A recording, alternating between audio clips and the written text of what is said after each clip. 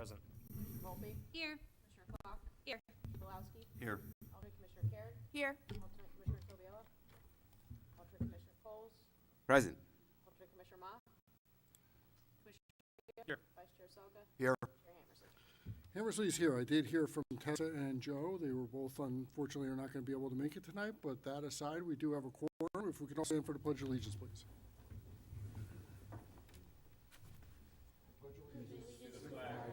United States of America, and to the republic for which it stands, one nation, under God, indivisible, liberty and justice for all. Could all remain standing for a moment of silent reflection.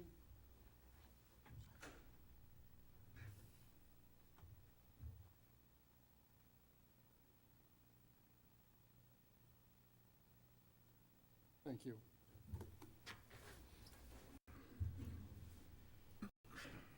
All right, item number 6 on the agenda, look for a motion to approve the minutes from our last meeting on January 17, 2023. Do we have a motion? So moved, Mr. Chairman. Commissioner Salk with a motion, second. Second. Commissioner Tedesco, any discussion? Seeing none, all those in favor say aye. Aye. Any opposed? Motion carries. Item number 7, Commissioner discussion, subcommittee reports. Do we have anything? No. No? Okay. Moving into public hearings, item 8A, Jamie Sewell, special permit application to construct a detached garage in the rear yard, property located at 155 Wedgewood Road, Zone R40, SPU 674. Mr. Judas. Oh, Steve, hold on one second. Before we, I'm just going to read our rules and regulations here for conducting. Good evening and welcome to tonight's meeting of the Southington Planning and Zoning Commission. My name is Bob Hammersley. I'm the chair of the commission, and I want to take a few minutes to explain the meeting format. Aside from administrative items, which you just heard, tonight's meeting is comprised of 2 parts, a public hearing and a business meeting. During the public hearing, the applicant will present the application to us in detail, which will allow the commission members and the public the opportunity to better understand what is being proposed. The commission members may ask questions during the presentation if needed, and then we will ask members of the public who support and oppose the applications to come forward and speak. If you wish to speak, please raise your hand and wait to be recognized. Once recognized, come forward to the podium, right up here. State your name and address for the record, and address all comments directly through myself and not to the applicant or other members of the public. Be advised that this is your opportunity to ask questions and make comments on the application, because once a public hearing is closed, no additional testimony from the public or the applicant will be permitted. It's important to maintain order and decorum at all times during the meeting. After everyone has a full opportunity to speak, all questions have been answered, and all information has been received, we'll decide whether it's appropriate to close the hearing. We will not consider voting on an application until the business meeting. During the business meeting, the commission will deliberate on the applications submitted and decide how to act on them. We may act in one of 4 ways. 1, we will vote to approve the application as submitted. 2, approve it with stipulations, conditions, or modifications. 3, table it for a future meeting. Or 3, in some cases, we may deny an application. 4 affirmative votes of the commission are generally required to approve any application. If you have to leave before tonight's meeting is over, please feel free to contact Mary Ellen down at the end there tomorrow, and she can fill you in on what the outcome is. And with that, Mr. Judas, are you ready? I think so. Fire away. Good evening, Mr. Chairman and Commission members. For the record, my name is Stephen Judas with the office of Harry Cole & Son, located at 876 South Main Street in Plantsville. Doing my best to talk into this microphone. Here tonight on behalf of Jamie Sewell, property located at 155 Wedgewood Road. It's SPU number 672, and we're proposing a detached garage as part of your accessory use. Section 2-01A 1 allows private garages greater than 3 spaces by way of special permit. So that's why we are here tonight. We are proposing a 60 by 40 foot garage to the rear corner of his property. And just wanted to, I apologize.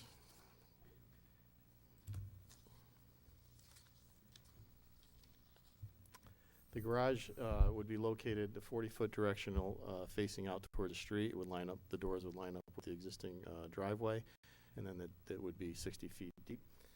Jamie's got some toys, a big boat, and some snowmobiles and some classic cars, and he would like to store them inside this garage. We do have rendering. It's not exact, but it gives you an idea of what type of architecture we're proposing, which is, this fights me. There we go.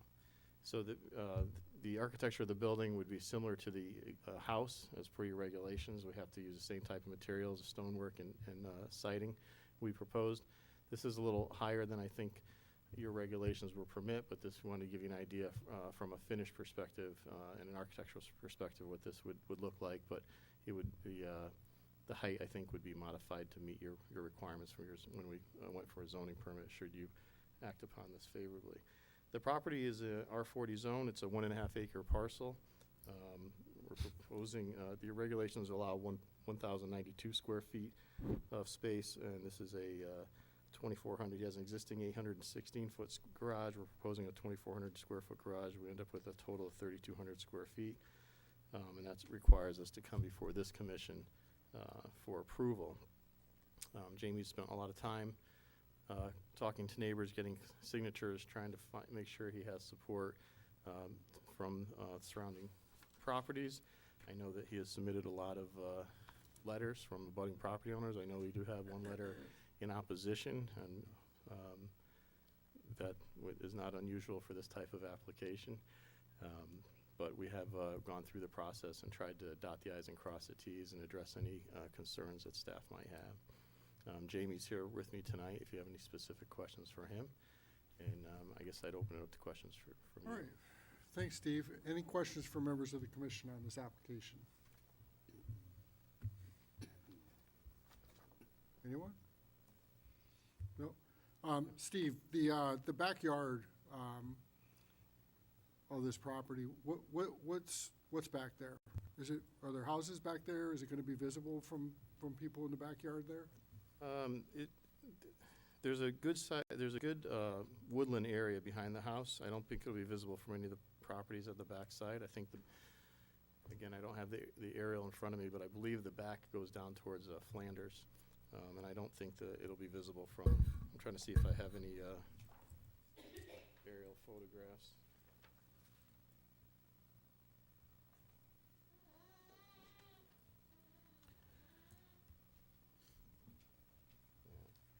Am I correct in that, Jamie? Yeah. Yeah, it won't be visible to anybody. So I guess I could pass this. This is a picture, an aerial picture. It kind of gives you an idea of the backyard. It's quite vast, so that there's no close neighbors to the back. All right. And there were pictures that were submitted that appear to be pallets of mulch. I'm not quite sure how those fit into this application.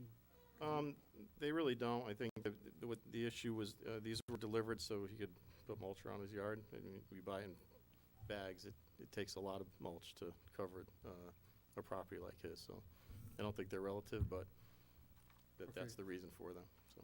Commissioner Satago has a question, one last question. We just put it on the record, the affidavit's been signed that business or commercial use will not be, Absolutely none. not be occurring at that property None. or that building? Okay. Yes. Peter? Yeah, thank you. So Steve, it doesn't show on that rendering, but I'm assuming you're extending the driveway? Yes. So same surface, extending the driveway from the existing garage outward, and that doesn't show, right? No, they're actually processed like a gravel drive that goes down in that direction already, and that would be paved down to the proposed Okay, garage. so you're gonna pave over what you Right. what you have and all that. Is there a second story on this, or is just, No, one it's one thing. story. so it's one thing, no office, no nothing, No. so you can't have that, it's to store? Yeah, the regulations don't really permit that anyway, I don't believe. So I think you can go 1.5 stories on the garage. Right, so none of that, and it's for personal Personal use. personal vehicle stuff? Okay, thank you. Okay. Any other questions of the applicant? Bob? Steve, what's the square footage of the home itself? 30 The dimensions on the outside? It's a pretty, I'm looking at one of the pictures, and it looks like the garage is as big as the house. It's probably a misconception, but I have a picture of the house, but it's kind of deceiving because it's the image. It's a very long house from left to right. Jeremy, do you have that other picture of the garage? The house is 3,600 square feet. And this garage is 2,400 square feet. Correct, yes. So it's definitely smaller. I can give you this, but it's kind of deceiving. It's actually much longer. This Right. this image is kind of. And did you say that the garage, in looking at this rendering, it looks like the garage is taller than the house? Is that, Yeah, the rendering is just to give an idea of the style the garage is going to be, and that's going to match the existing house in architecture. It's not a specific drawing to the garage. They didn't hire an architect to draw the plans up for the garage yet. I told Jamie to get us some pictures of what you want it to look like, but it will not be higher than the house. It will be lower than the house. The regulations only allow the garage, I think, to go a story and a half, and it's also lower. The backyard's lower. So it's actually going to be much lower than the road. because one of the concerns I have is we're looking at a rendering of what's being, at least what we're looking at, and you're telling us that's not what's the final product is gonna be. So we're voting on something that we can't really see. Well, I understand that. I think it's common when we come before you with these types of garages, the homeowner doesn't want to understandably incur the expense of hiring an architect to draw up a set of plans. If this commission were to not act favorably on it, it's kind of a waste of money. What we try to do is we try to give you a rendering that gives you an idea of what we're going for. The regulation says that the garage has to match the architecture of the house, has to use the same type of siding as the house, and that's what we're trying to show you, that we're trying to show you that this is the direction we're going. It won't be that tall, the doors won't be that high, but it's going to have a nice finishes. It's going to match the house. It's going to be architecturally pleasing, and it's going to blend well with the neighborhood. We're not going to propose anything that doesn't meet the requirements of this this commission. That picture's just try to give you a feeling for the look we're going for. I believe that your approval is really based on this plan here as to where it is, and the location of it and the dimensions of it are really what's critical to your review, I guess. And I guess You can disagree with me, but that's where I'm going with it. I guess the question would be for Mary Ellen, what is allowed from a size standpoint for this R40 property? I mean, that's why he's before you, because it exceeds. I'm sorry? That's why he's before you, is because it exceeds the 1092. There's not a maximum. There's a maximum. 1092 is what I'm asking. That's the main, That's what once I'm it exceeds 1092, it comes before you. Right. So anything Okay. above that, it just has to meet lot coverage, and they have plenty of lot coverage. It's the Thank you. commission's discretion, Bob. Right. I just want to know what was, you know. So, and I'll just add that, relative to your question on the size of the house, I just looked it up on the property card, and it's showing at 3,562 square feet of living space in the house itself, in a primary residence. I'm done, thank you. Commissioner Volpe? Yes, thank you, Steve. So I'm looking at it on my computer here. Is there going to be a driveway extension to meet the building, or is it going to be at the end of the current driveway that I can see from the aerial on Google Maps? So on Google Maps, you can probably see that the Google Maps will show like a stone driveway, like processed stone or gravel in this area. Yeah. Yeah, so that stone driveway is going to go right into the front of the garage here. Is it going to be paved, or is it going to remain Yeah, stone? we're proposing to pave it, I believe. And how close is the structure to the Eversource easement that's back there? Is it going to be touching it, or is No, your requirements, we're outside, we're on the Eversource easement's off the property, it? Okay. and we're we're within the property. 11 feet is what we're proposing, 10 feet's the requirement. Okie dokie. That's all I got. Thank you. Thank you. Commissioner Coles? Thank you, Mr. Chair. I think my question would be maybe start with Alex and then Steve can follow up. The dissenting letter that we received discussed the covenants of the neighborhood. I just want to make sure that if this is approved, that the town isn't at any liability for approving something that may be in fact a violation of those covenants. So I haven't seen the letter, but neighborhood restrictive covenants typically run with the land. They are for the other members who are beneficiaries of those covenants to enforce them. So if a abutting or anybody who owns a property within those covenants deems that there's been a breach, they or somebody on their behalf would have to go to court to enforce those covenants. As far as a zoning perspective, town, we don't see them. They're blind. We're colorblind to any covenants. Thank you. I concur. Thank you, That Mr. was Chair. it, that was easy. I agree, it becomes a civil issue, and the other residents that are restricted by those covenants are then, would have to enforce them if they so chose. Okay, you all set, Kate? Thank good? you. All right. Any other questions for members of the commission or the applicant? Anything else you want to add, Steve, That's before it, we we'll bring wait the for the public public, thank you. up? All right. Sit tight, take notes, listen. So at this time, we'll open it up to anyone who would like to speak in favor of the application.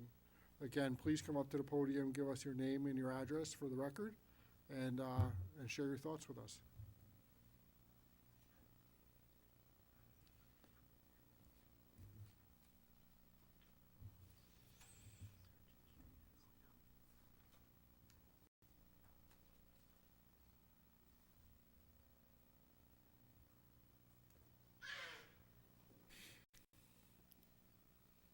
Did you get that? You can do the microphone. Yeah, Didn't get your address. I know. I won't be playing any soccer tonight. Oh. Good evening, sir. Good evening. My name is Thomas Berchinsky. I live at 110 Wedgewood Road, which is within the 500 feet of notification by Jamie Sewell of his proposed garage. I'd like to say that area of homes on Wedgewood, you're not your typical half-acre lot. Most of the homes in that area are an acre or greater, and they have, for the most part, a deep rear lot. So the opportunity to have a building like this garage, and not having it visible from the street is pretty great. As you look at that rendering there, right where the end of the house comes in, that land begins to slope towards the proposed garage. There's probably at least a 10-foot variance in height from that point down to where the proposed garage is. And basically, you know, from my perspective as a homeowner, I see that as natural camouflage for the building. And if it was to be on a flat surface, you'd see more of the building, but basically, I don't think you can see very much because of the way that the land slopes towards the back. I mean, you could put things like arborvitae in front of it or whatever, but I don't think it's gonna make that much of a difference as far as the view from the street is concerned. You'd be going by it down the road and probably not even notice it because of the way the land goes towards the rear of the property. I just want to say, Jamie Sewell, he moved into Wedgewood Road right around the same time I did. We've been neighbors for probably over 25 years. Everyone in that neighborhood tries to maintain their property, you know, with a lot of pride, I might add, and would not do anything that would cause the property to look any different than it does now. I mean, you're looking at a man who gets a truckload of mulch every year, and he uses it to plant around all his shrubs because he takes pride in the way his house is viewed from the street. So I see no reason why Mr. Sewell should not be approved for this variance that he's asked for. I think it wouldn't make any difference to the neighbors, wouldn't make any difference to me. You know, as things go, you probably will barely see it once it's built. And you know, I would recommend that the special permit application be approved. All right, Thank you. thank you. Any questions? Seeing none, thanks for coming out tonight, thanks for sharing your thoughts with us. Anyone else who'd like to speak in favor of the application? Come on up.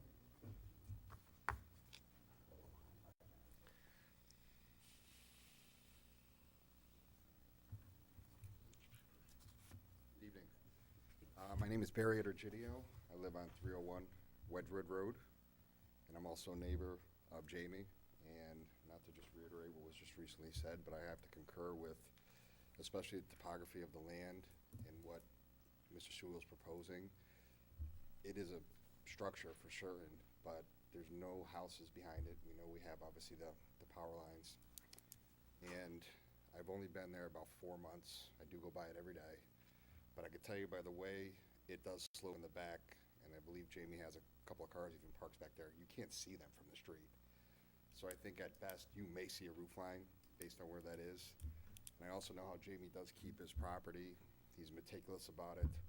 And I can tell you this garage would just be another structure of his house on that property. And I think it would actually add, quite frankly, to the neighborhood. And I think it's the right thing to do. So no objections here. Thank you. All right, thank you. Anyone else?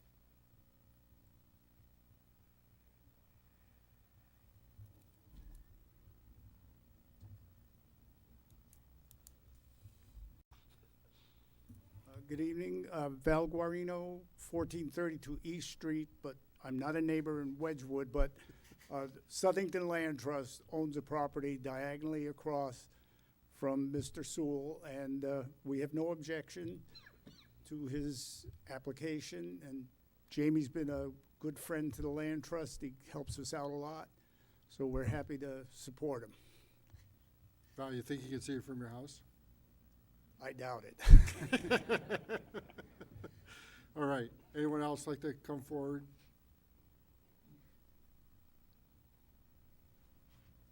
Hello, David Luna. I'm at 94 Wedgewood. Aye. All right. Short and sweet. Like it. Succinct, Kevin, I like it, yeah. Hi, my name is Jessie Adams. I'm a resident here in Southington. I live at 584 Old Turnpike. I know that one of the things that was brought up was Jamie has big toys. One of our big problems that's been going on in our town and other towns is actually theft. We've been having an issue with people coming around messing with cars, and I think if people work hard, they deserve to play hard.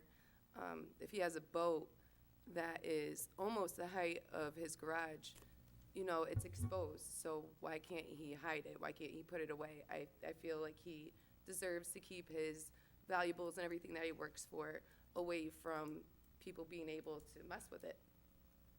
All right, thanks, Jesse. Anyone else like this come forward?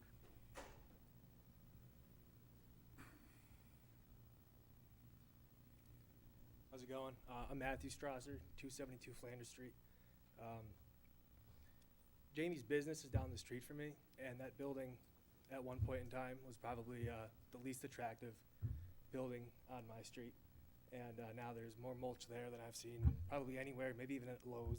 So I can attest he's going to keep that property in good shape. And looking at that photo of that proposed garage, there's no way that would be anything less than visually attractive. That's not an eyesore at all. So I just want to say I support this. All right, thanks, Adam, thanks for coming out. Next? Hi, I'm Julian Figueroa. I live on 405 Wedgewood Road, and basically everything everyone just said is true. Yeah, well, first of all, Jamie helps me and my family out too a lot with. There's a place on Flanders Street. It's a shop. Me and my parents own a business, and he lets us, you know, put a lot of our trucks there and stuff. So it's a huge help to us. And his house is like my house. In the backyard, it goes down kind of. It's a little hill in the backyard, so you can't see anything from the backyard, you know, if that was an issue for anyone. But for me, too, I mean, obviously, I wouldn't care. Even if I saw the garage, it wouldn't bother me. And as the girl that just said, too, my neighbor, actually, right across the street, someone broke into his car and stole everything out of his car right in his driveway because he didn't park it in his garage. So, I mean, you know, like he's got his boats and all his cool things.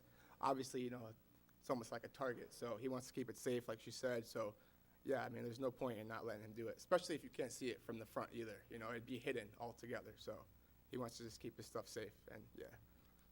Okay, thanks, Julius. Anyone else?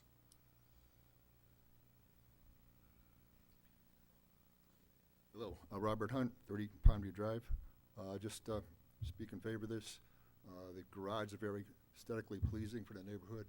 A lot of nice houses there, so it'll blend right in. It's not going to cause any traffic in the area and more noise. It's going to be storage. Okay? That's all I have. Thank you. Thank you, Mr. Hahn.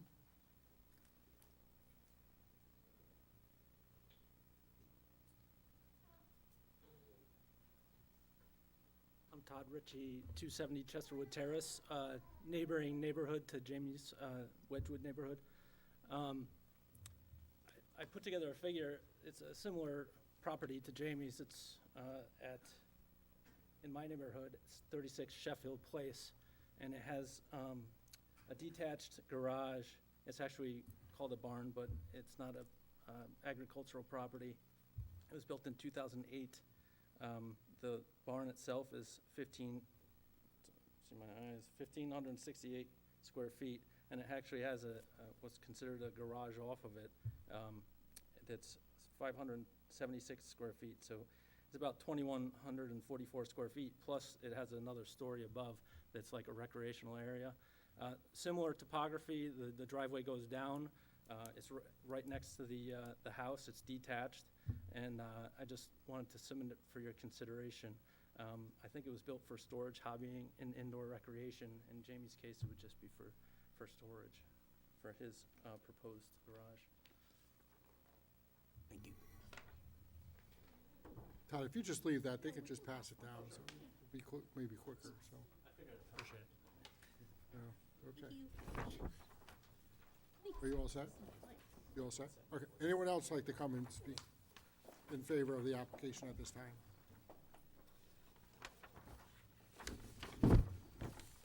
Anyone?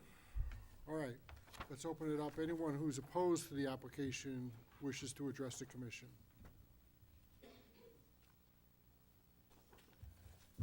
One more time. Anyone opposed to the application wish to address the commission? I see no one. Steve?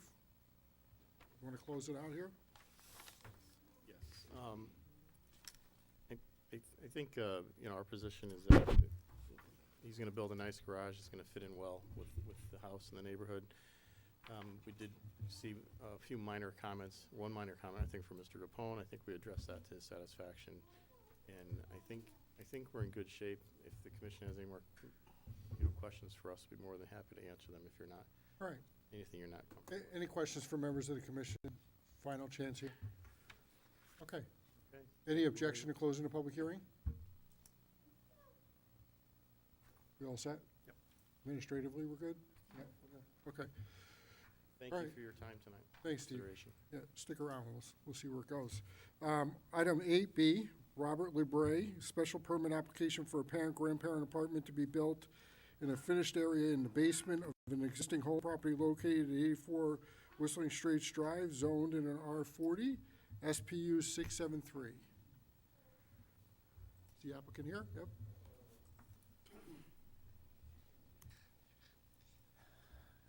Good evening. You have to excuse my experience with this. My name is Robert LeBrie Jr. I live at 84 Whistling Straits Drive, and this is for SPU 673, a parent in-law suite for my aging mother. It's going to consist of a small kitchen, a full bathroom, a closet with a washer and dryer in it. The bedroom, when we had the house built 7 years ago, we had placed an egress emergency window with the plans of finishing it at some point. It was not intended for an in-law parent suite, but the economy has outpaced my mom's income. So that's when we came to the decision to make this. I have a small living room area. There are two other egresses. There's the Bilco doors, and then there's the steps out of it. Okay. Thank you. Any questions of the applicant? Peter? Just for, not for the applicant, but I guess just for staff, because we've had one of these before, and I think we asked, why is this even before us? And so it's because you're really not adding a structure, right? It's like within the four walls, and so the answer to that is what? Because the regulation requires it to come So forward. simply because of regulation, you have to be here, even though it's within the four walls, and if the applicant went and did it and didn't say anything, nobody would know, except if, really. But It comes for you for your approval, they sign the affidavit that there's no rent, you know, that kind of thing. all that kind of thing, so, Requirements right, so outlined the, in it. so the applicant's being above board Correct. by following the rules that we have, but we're not adding to any kind of space really here, right? At this point, for this one, correct. Right, so you're commended for coming forward. Well, we were informed that when we decided to do washer and dryer, that you needed zoning. Yeah. So in our search for a home, when we first started looking in Southington, we ran into a lot of structures where we questioned whether or not people actually had permits for things that they had done. How about that? Yeah, so we are trying to follow the rules and do everything we have to do. Right. It can only be 40% of the first floor, which is 662.8 square feet, and we got it down to 661 square feet. Gotcha. So, but to be in compliance with the town and someday selling the house, I want everything on the level. Gotcha, great, thank you, Mr. Chair. Any questions, any further questions? You all set? All right, are we all set? Everything's all set administratively? Okay, thank you. We'll close the public hearing unless there's an objection. Seeing none, moving on to the business meeting, item 9A, Jamie Swell, special permit application to construct a detached garage in a rear yard, property located 155 Wedgewood Road, zoned R40, SPU 672. Discussion.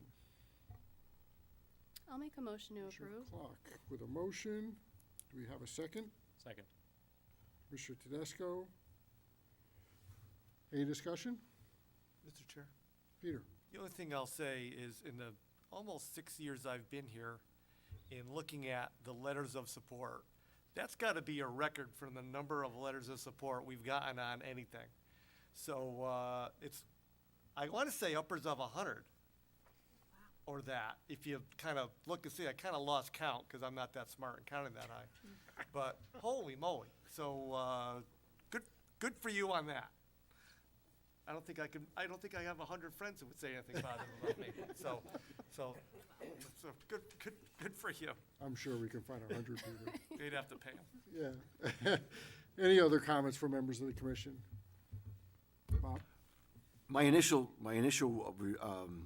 reaction when I saw it was, no way, Jose, it's just too big. But then what Peter was saying is as well as with the support of the land trust and the topography of the property, as well as there's no neighbors to the rear. There's power lines, I believe, to the rear, if I remember right. So in this case, you know, I'd be willing to support it only because for those three major items. As I said before, initially I said no way, but when I look at where it is, the exact location of it, the land trust, the topography, the power lines to the rear, no property owners to the rear, I would support this application. All right. Commissioner Tedesco? Vice Chair Salka's comments. You secured a letter of support from the only neighbor or person that might view it, so, great, so. Amongst many, right? So, Right. anyone else? I just want to put it on the record that Bob Soka looks fantastic in those colors. You look great. It's the haircut. I got a haircut today. Oh, Yeah, there that's you what go. it- All right, yeah. maybe that's it. The hard part, no, you know. Those colors are good. Anyone else? Seeing none, can you call the roll, please? Commissioner Tedesco? Yes. Commissioner Volpe? Yes. Commissioner Clark? Yes. Commissioner Walowski? No. Commissioner Santego? Yes. Vice Chair Salka? Yes. Chair Hammerson? Hammers is a yes. Motion passes 6-1. Congratulations. Moving on to 9B, Robert LeBray, special permit application for a parent-grandparent apartment to be built in a finished area in the basement of an existing home, property located 84 Whistling Straits Drive, zoned R40, SPU 673. Mr. Chairman, I'll make a motion that we approve SPU 673. We have a motion. Do we have a second? Second. Tedesco? Any discussion? No? I personally would Bob? I personally like to see more of this, you know, taking care of our aging parents. I think it's appropriate, and the way it's been laid out and coming before us, I fully support this application, Mr. Chairman. All right. Any other discussion? Ditto. Nick with a ditto, yes. All right. Can we call the roll, please, Mary Ellen? Commissioner Tedesco? Yes. Commissioner Volpe? Yes. Commissioner Klock? Yes. Commissioner Walowski? Yes. President Tego? Yes. Vice Chair Salka? Yes. Chair Hammersley? Harris is yes, motion passes 7-0. Item 9C, Borghese Building and Engineering Company, site plan application to construct the service center building, square footage of the proposed building, 29,370 square feet, property located at 2123 Meriden Waterbury Turnpike in a B zone, SPR 1859.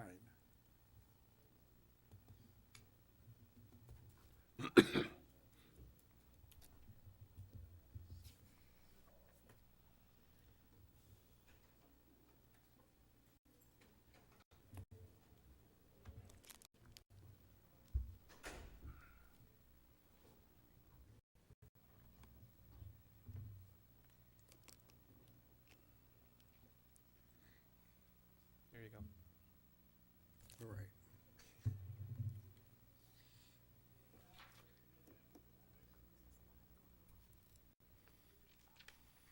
Okay, excuse me. Mr. Chairman, and Commission, Rich Hall, Borghese Building, 2155 East Main Street, Torrington, here on behalf of Hemlock Hill RV at 2123 Waterbury Meriden Road. I like to begin with the end in mind, so the first slide or the first drawing I threw up there was a drawing of the finished product, just so that you guys get an idea what the building's gonna look like. We're proposing to build 26,400 plus or minus square foot sales and service center on approximately 16 acres. There is an existing building on the lot, 14,100 square feet, for a total of 40,500 square feet when we're done. And I'll move back to the beginning now here, so that we can look at the site plan. And actually, we will take a quick look at the site plan. I brought a marked-up site plan that addresses the most recent comments from staff that we can also look at. But basically, this is our existing building here, the 14,100 square foot building, 100 square foot building, about 90 feet to the west. We're proposing the 26,400 square foot building. There'll be 16 bays in the back of the building, 8 on either side. The front of the building will be a sales, service, and parts center. We're proposing parking out here in the front and a traffic pattern around both of the buildings. There'll be a new RV display area where the old service station used to be, which has now been demoed and removed. The site, aside from the buildings, is used basically for RV inventory storage out here to the west. There'll be some RV display and inventory storage out here in the display area, and then parking of RVs around the building in various areas for the sales and service business. I think probably the best thing to do is to move to some of the comments that we've addressed since. I didn't get to present it at the last meeting, but we've been going quite a lot of communication with staff on this one as the time's gone on. A few of the questions, the latest questions that were posed to us, and stop me if you'd rather not hear this, but I could go over the most recent comments. There was a question about floor drains, and would they be, that we would need a Connecticut DEP general permit for an oil water separator. So we've added up here in the notes section. Hey, Rich, could I just ask you a question about this? Sure. What you're doing right now? Yeah. Are you just reading responses to questions that were submitted, and then you had to submit your responses? Yeah, I did, yeah, basically. Okay. I mean, I don't So- have to do so that if you don't just so want. you know, they're in the record, we all have them. Okay, One of the things that I'm gonna ask when you're done okay, is I'm gonna turn to the left of me, and I'm gonna ask if those questions have been answered to their satisfaction. okay. So, I mean, you're welcome to time go doing through this. them, but I would encourage you to maybe go through them on a very high level. You don't have to get into, Okay. Floor drains, I mean, if you just say we've addressed all the comments that were made by staff. We have addressed all comments to date. There we go. One exception being the, and I do address it on this, on the site plan, but it hasn't been officially changed in the drawing as yet. I'll show it to you. Jim had asked, one of the questions was, is there a better place for the dumpster? And Jim, I'll ask you directly. I assume that your question was driven based on the fact that the corner of it was sticking out into that gravel road back to the sanitary pumping station? Well, that and the floodplain location. Okay. I believe it is outside, and I'd have to refer to one of my other maps, but it's not, it's anywhere there, it's in the floodplain, right? So, but it is outside, certainly the wetlands area, but anywhere we put it, it's in the floodplain. The whole property is in floodplain. What we did do, or what I proposed in my response, is that we bump it a little bit to the east and angle it.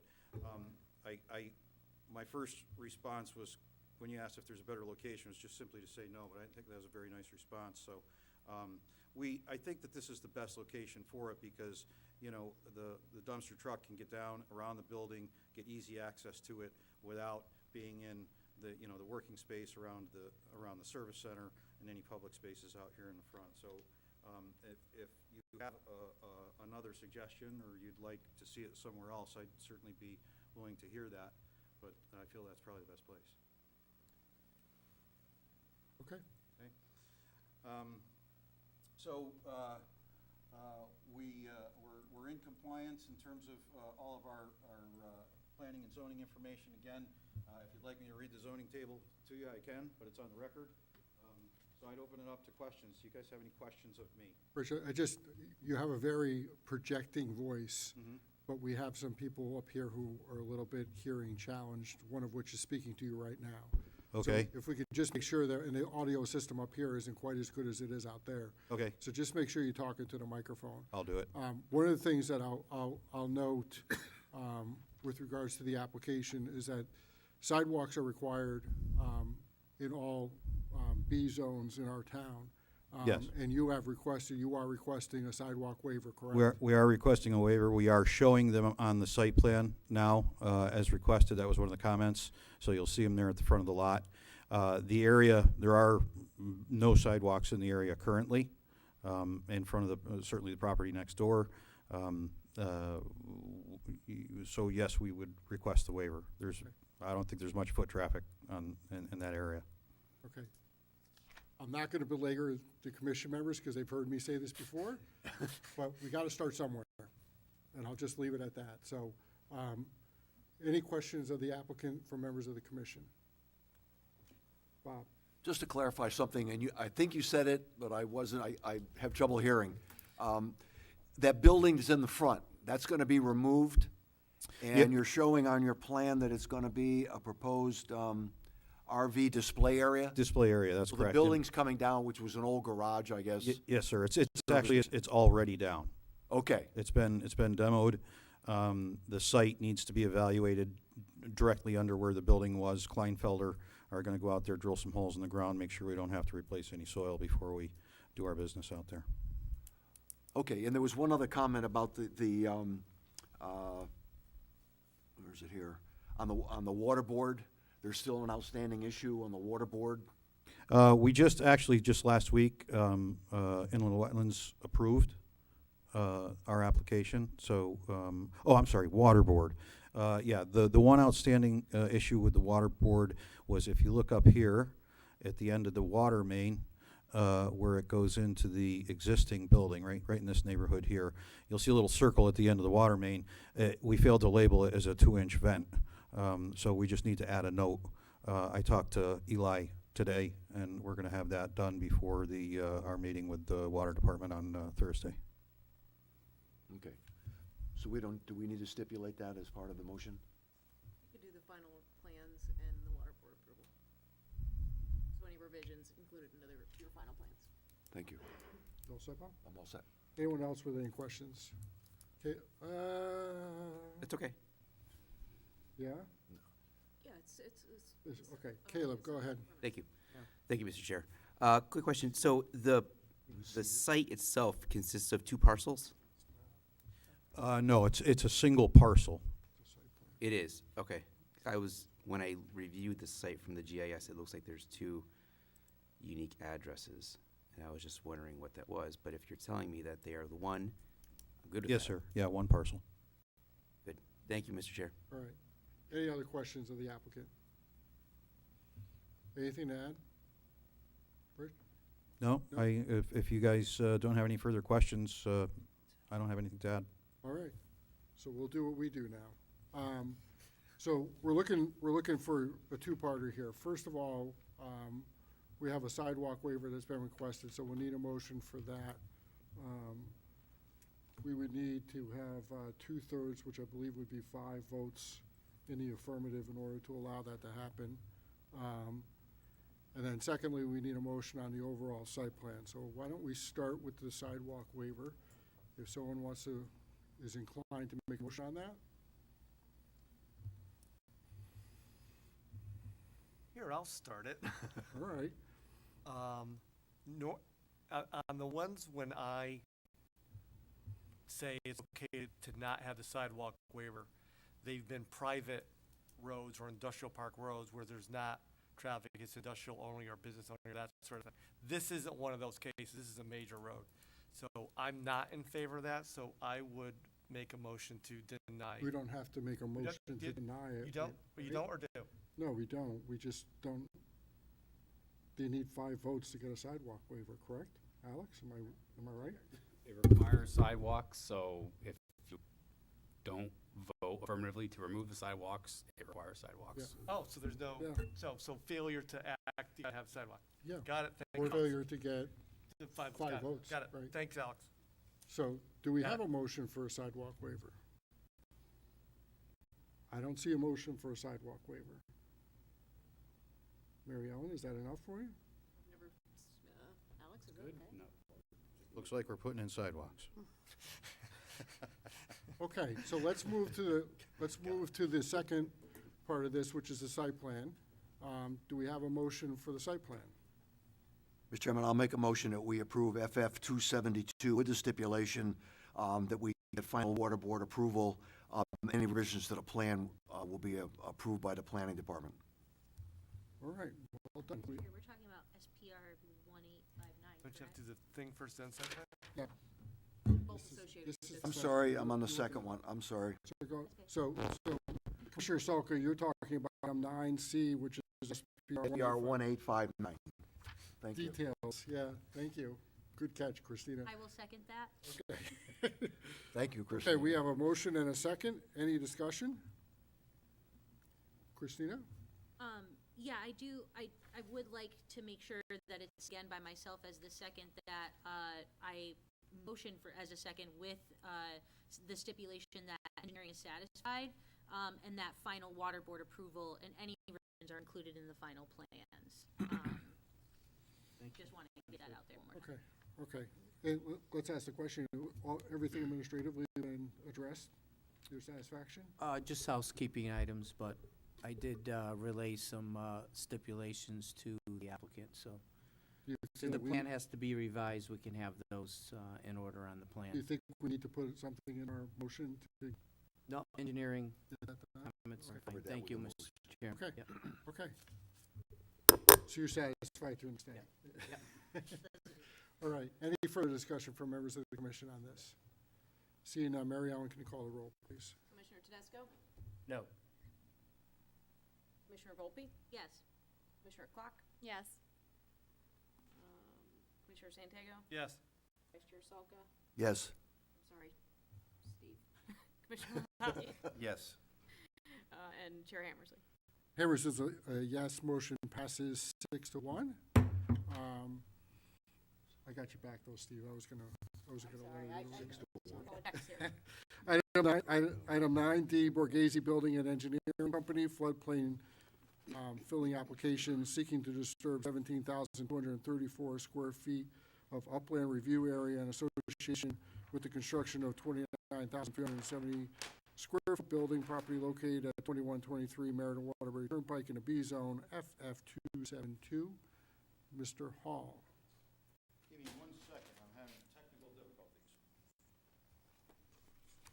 Seconds up, Rich.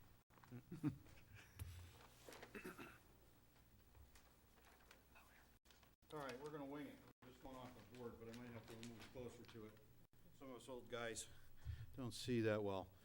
So, this is all about the floodplain application, and as such, it's in my opinion all about cuts and fills and demonstrating that we're going to add capacity to the floodplain as opposed to diminish it. So I'm going to get a little closer here right now. Maybe I can actually see it here. So what we did is we had one of our site contractors run earthworks on this a couple of times. Once before we added a water quality basin at the back of the lot, this being in response to some of the inland wetland issues, but should be noted, and I'll zoom out so that you can see it, and this is actually the presentation that I put before wetlands. You'll see that at the back of the lot, or at the back of the new building, we've added a water quality basin, and in so doing, we're removing quite a bit of fill that had been put in there around the 2015 timeframe. They put some gravel back there and encroached into the upland review area. So what we're proposing is to restore that back to 2015 levels, and in so doing, we're going to be pulling out quite a bit of fill there, as well as out here in the front area, in the display area, right in this area here. The grade is coming down quite a bit. At the back of the old service station, just about in this line, this area here that I'm pointing to right now, the topography jumped up quite a bit, so it's coming down quite a bit. So net, the result is that we will be exporting 1,332 cubic yards of fill out, which will increase the floodplain capacity from its current state by 35,964 cubic feet. So certainly we're not impacting floodplain capacity in a negative way. It's actually in a positive way. Okay. You all set, Rich? Any questions, Rich, on that? All right, so now we do our thing. Can we get a motion on this? Mr. Chair, before. Jim, you okay with all this? Yes, we, as Mr. Hall stated, the back area is going to be, some fill was brought in there over the years. It's going to be pulled back. And he showed the water quality basin. One of our comments was in the front area would create additional floodplain storage, which we're in favor of. Okay. Thank you, Jim. Thank you. Do we have a motion on this? Mr. Chairman, Malcolm make a motion, we approve FF 272. Okay, we have a motion second. I'll second. Santiago with a second. Any further discussion? Seeing none, Mary Ellen, you want to call the roll, please? Commissioner Tedesco? Yes. Commissioner Volpe? Yes. Commissioner Klock? Yes. Commissioner Borlowski? Yes. Commissioner Santiago? Yes. Vice Chair Salka? Yes. Chair Hammersley? Hammersley's a yes. Motion passes 7-0. Congratulations. Thank you, Mr. Item- Chairman, item- Commission. Yep, all right. Item 9E, 1403, site plan application for proposed curb cut on Norton Street property located at 1405 Meriden Waterbury Turnpike, Zone B, SPR 1860. Is the applicant here? Sev. Go ahead, Seth. What you got?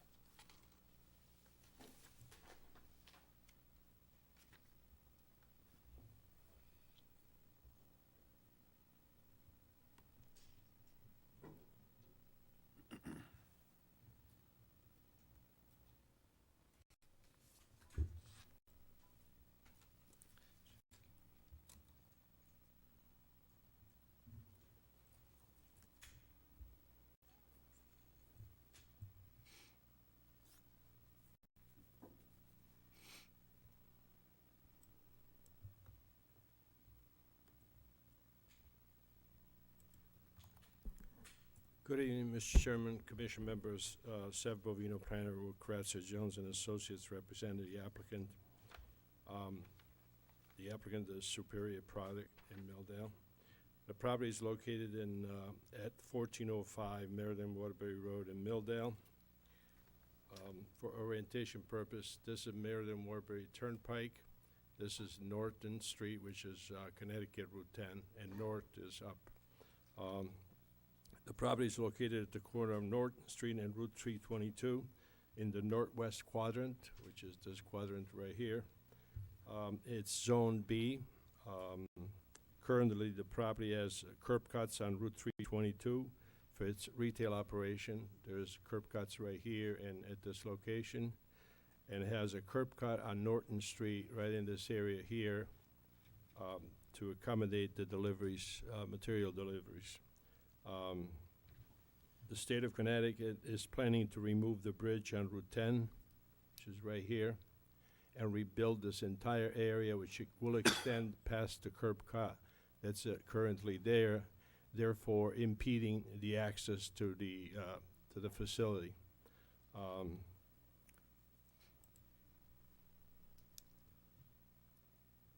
So this activity will actually close that curb cut temporarily, prevents the traffic from entering at that location. So therefore, the client is really forced to propose a new curb cut to the north, about 290 feet north of the current one.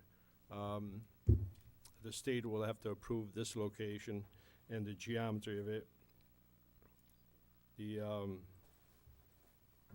appropriate information is on the plan, all the erosion.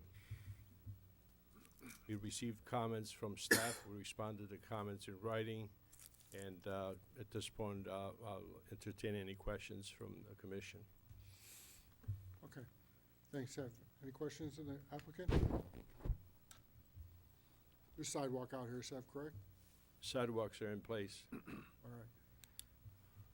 Any questions? Anything else, Seth, before we No, do our sir. stuff? Okay. All right. So, discussion, motion, what do we have? Oh, I do have a quick question. Will that remain open once the construction work on the road is done, or will that be closed off? That's the plan. That's the plan, to keep it open. It will actually facilitate the movement through the property. I think that entry probably makes more sense than the existing one. Yes. Seb, I'm sorry. Go ahead, Bob. Yeah.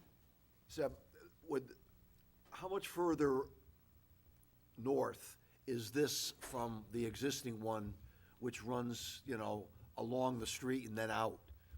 How much? 290 feet. 290 feet? From center to center. From the center of this proposed curb cut to this one is Okay. 290 feet.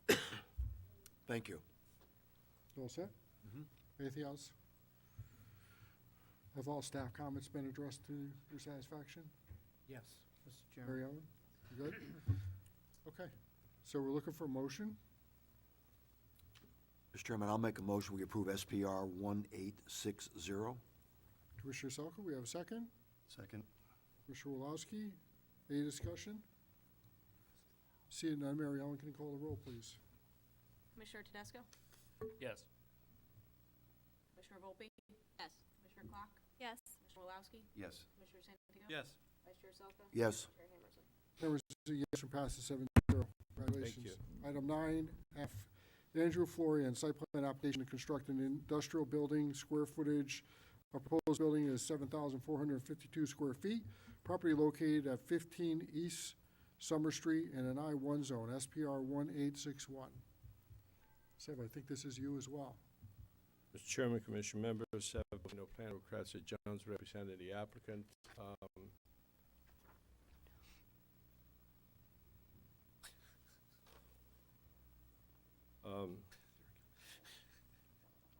The location, as you indicated, is at 15 East Summer Street. It is zoned industrial. It's served by public water and sewer. The land area is 2.63 acres, which equals 114,864 square feet. For orientation purpose, East Summer Street is at this location and takes a sharp 90-degree turn to go back to Summer Street. East Summer runs parallel to Summer Street, and there's the rail to trail in between. This driveway will be probably, let's say, 80, 90 feet away from that intersection there, and it will enter the property. It's a northwest corner of the property. The proposed building footprint, as you indicated, is 7,452 square feet, will be slab on grade. The dimensions are 46 by 162.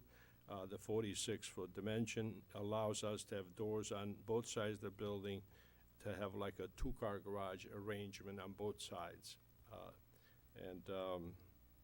The proposed building is located in the center of the property approximately.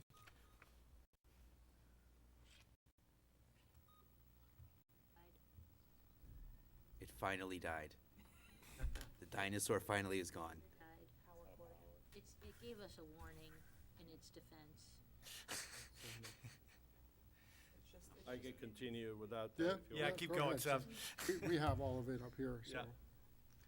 Yeah. The allowed lot coverage in this area is 35%. We propose 6.5%. The location of the building in the center allows us to have a circulation around the building to allow proper traffic movement. The allowed building height in this area is 3 stories or 55 feet. We propose 1-story building, 4 feet on one end and about 18 feet on the other. So you'll have a sloped roof. The idea here is to have the potential for a solar panel sometime in the future. The required parking is 15 spaces. We propose 16. A 35-foot planted buffer with a light-proof vinyl fence, 6 foot high, is proposed next to the residential use to the north and to the northwest.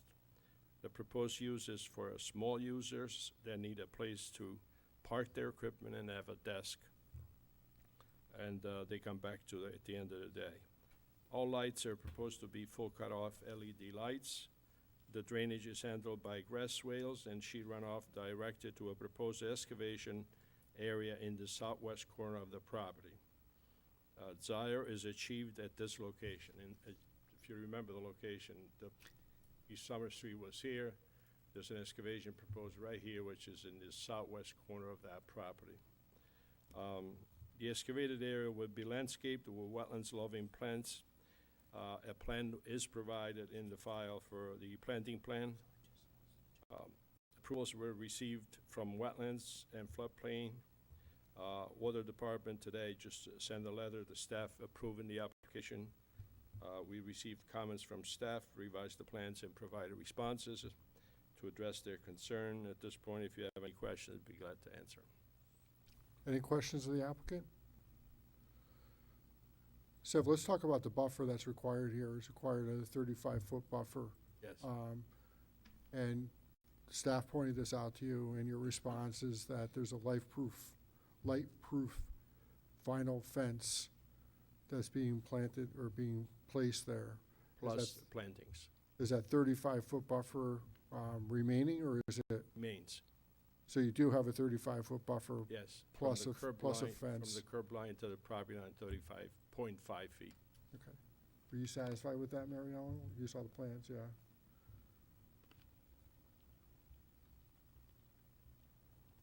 Any other questions for members of the commission? Caleb? Seb, can you just explain to me one more time? It looks like this is a landlocked property, and I apologize if I missed it, but I see that the driveway is going through town property. So, we're okay with that? These parcels are existing, have been existing for a long time. This parcel is a part of Goat Island, which goes back to the 1800s.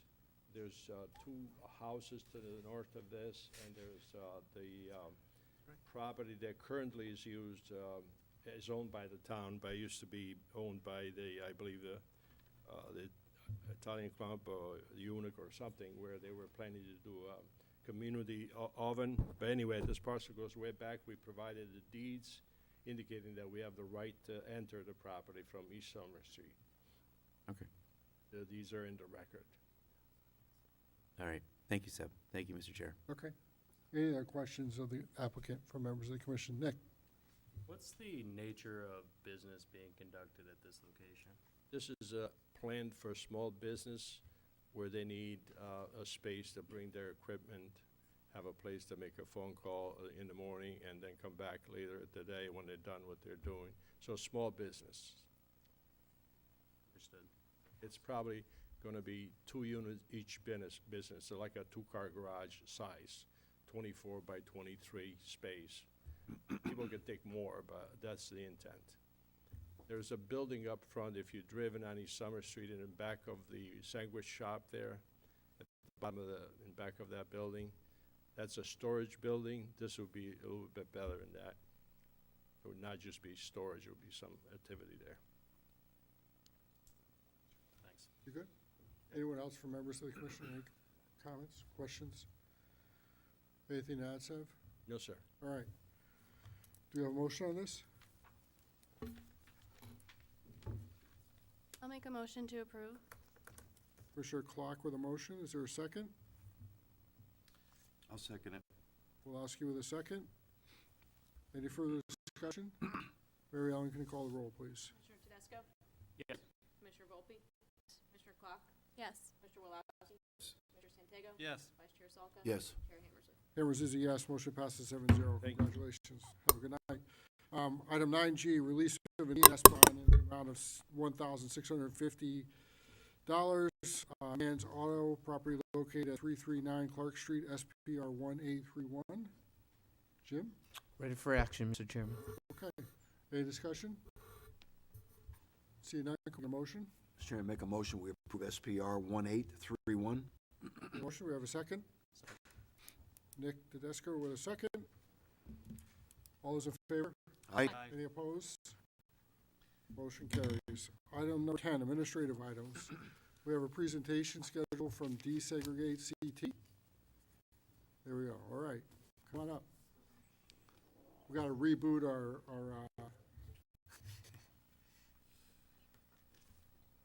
a computer.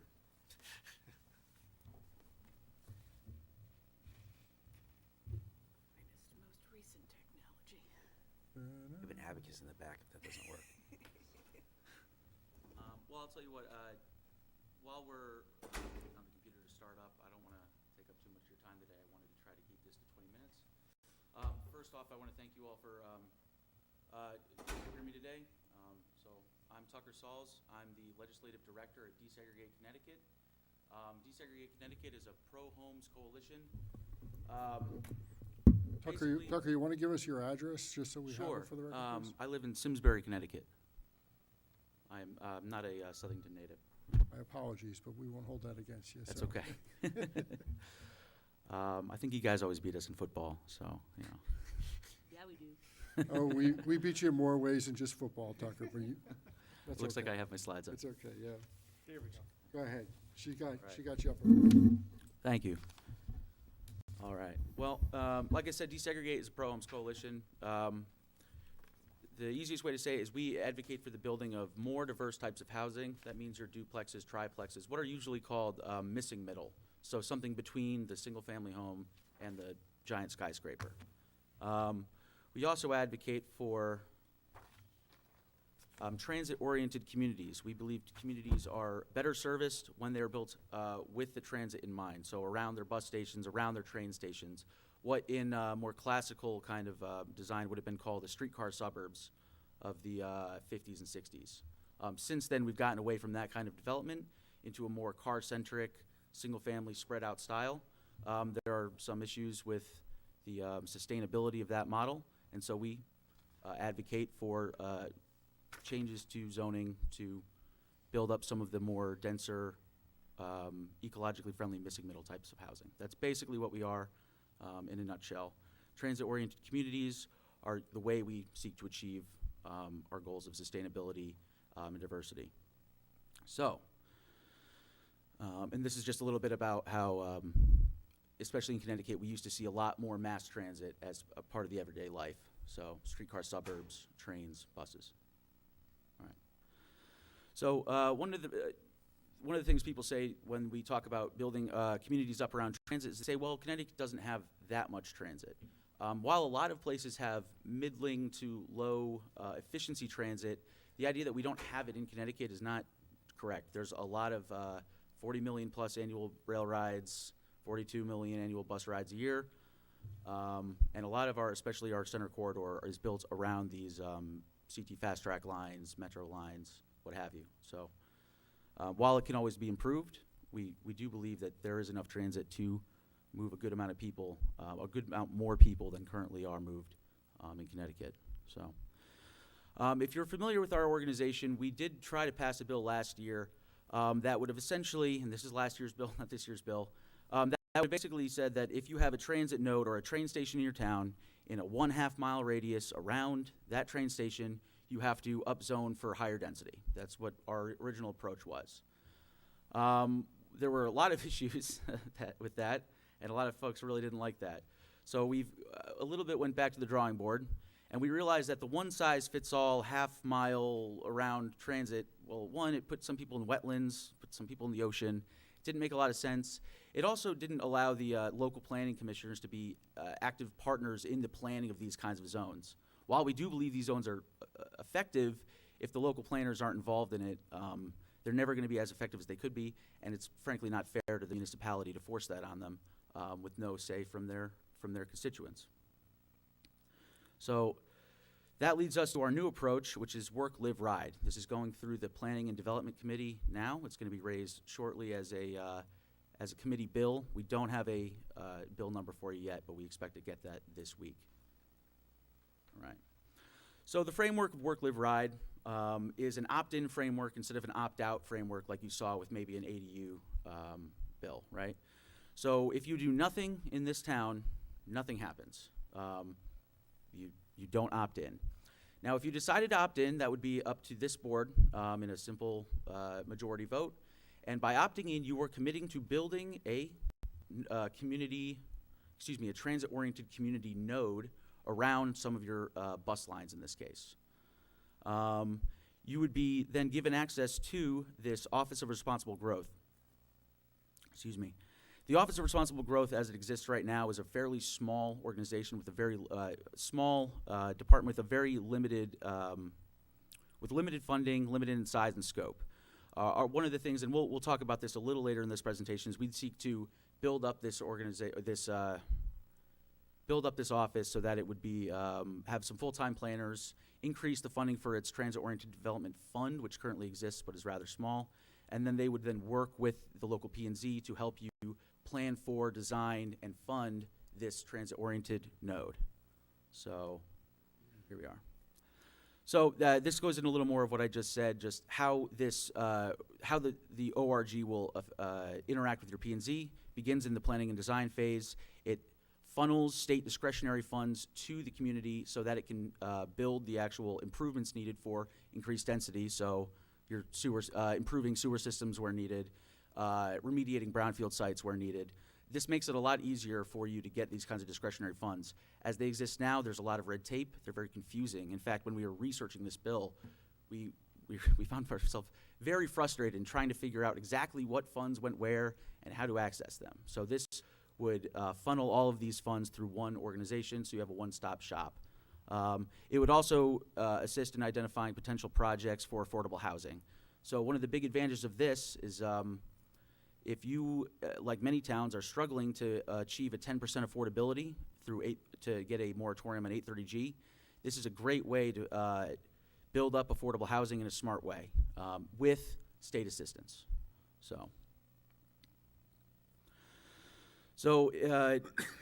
we don't want to treat every municipality the same. So there's 3 tiers of transit: rapid transit, transit, transit adjacent. Your rapid transit communities are any towns that have a CT fast tracks or a rapid bus station or a train station. Then your transit community, which is the largest of the 3 groups, and which Southington is a part of, including Simsbury, is a transit community. You have a bus station. That's all it takes. And then a transit adjacent community is any town or city directly bordering a transit community or a rapid transit community. And the requirements or the threshold you'd have to hit in terms of your density is higher in rapid transit and gets lower as you go down the tiers. So here it is all spelled out. Transit community, so the rapid transit community that has a high population like a city is going to have a 30 home per acre density requirement. Southington, based on its population and transit availability, would be 20 homes per acre within the zone that you guys select. This wouldn't affect Southington, but just for your edification, a transit-adjacent community would not obviously build around the transit it doesn't have. It would build these nodes around a main thoroughfare.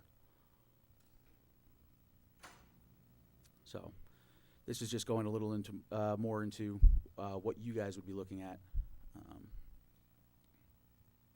Okay.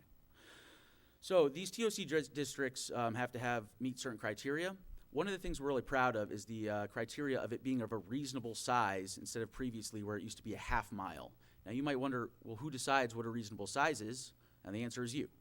You would get to decide where this district would be, what it needs to look like, so it would make sense for your economy and your needs. It has to be approved by the ORG, and they'd help you plan it as well. But it is putting the ball in the P&Z's court. You guys get to design this district if you so choose. Some of the other things that you'd see in this zone are the as-of-right mixed development.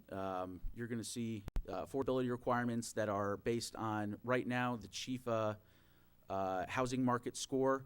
We're not married to that being the metric for how we do the affordability component, so that is subject to change. But there are affordability requirements within this zone. We would also not include parking. You must not include parking requirements in your zoning for this area. That doesn't mean there's no parking, just that you're not requiring a specific amount. All right. Right, so this is the affordability requirements. So looking through the map we have, Southington, the vast majority of Southington is at that high end. So high market activity, high opportunity level. So in a lot, depending on where you place this node, it would be a 20% deed restricted affordability requirement. There are some parts of Southington, and I wish I knew the geography a little better, down in the southern part, where it's actually low, weak opportunity level and market activity, where if you put it in that zone, it would only be 10% affordability requirement. I will mention, though, one of the difficulties with 830G is if you build a bunch of housing and you only 10% of it is affordable, well, you've increased your numerator, but you've also increased your denominator. So I would encourage, even if you're restricted, if just because you're required at 10%, it might help you with your 830G to go higher than that. I know that's something we struggle with in my town as well. So if you don't opt in, there's no requirement for you to opt in, but there is one drawback in that the state discretionary funds that would have gone to the TOD are no longer available. So this means the actual TOD fund, which makes sense if you're not building a TOD, but it also includes, this is also something that we're not married to. These can change, but your Urban Act, Communities Challenge, Innovation Corridor, the big one would be probably your brownfield remediation. And the reason for this is not to punish towns that don't opt in, but to better direct state resources into communities that are, not just into communities that are building TOCs, but into the TOCs themselves. So if you're going to remediate that brownfield, we want it to be done in an area where we know there's going to be significant density, and that significant density being near the transit. Right. Transit-oriented development grants. So the exact parameters for the Office of Responsible Growth we're trying to build up would be 4 full-time land use planners. Obviously, this organization would have the authority to determine if you are or not in compliance with your stated TOC goals. This would also actually codify the Office of Responsible Growth into it would codify it into statute. As it exists right now, it's a product of a Governor Rell executive order from a little while back. So that's some of the milieu of just making it an actual legal organization. All right. And that is all I have. I think I got under 20 minutes, so. But I would absolutely happily take questions. I know if I move fast, I'd probably leave something out, so I'd like to Well, so Tucker, welcome to Southington. We're better than Simsbury.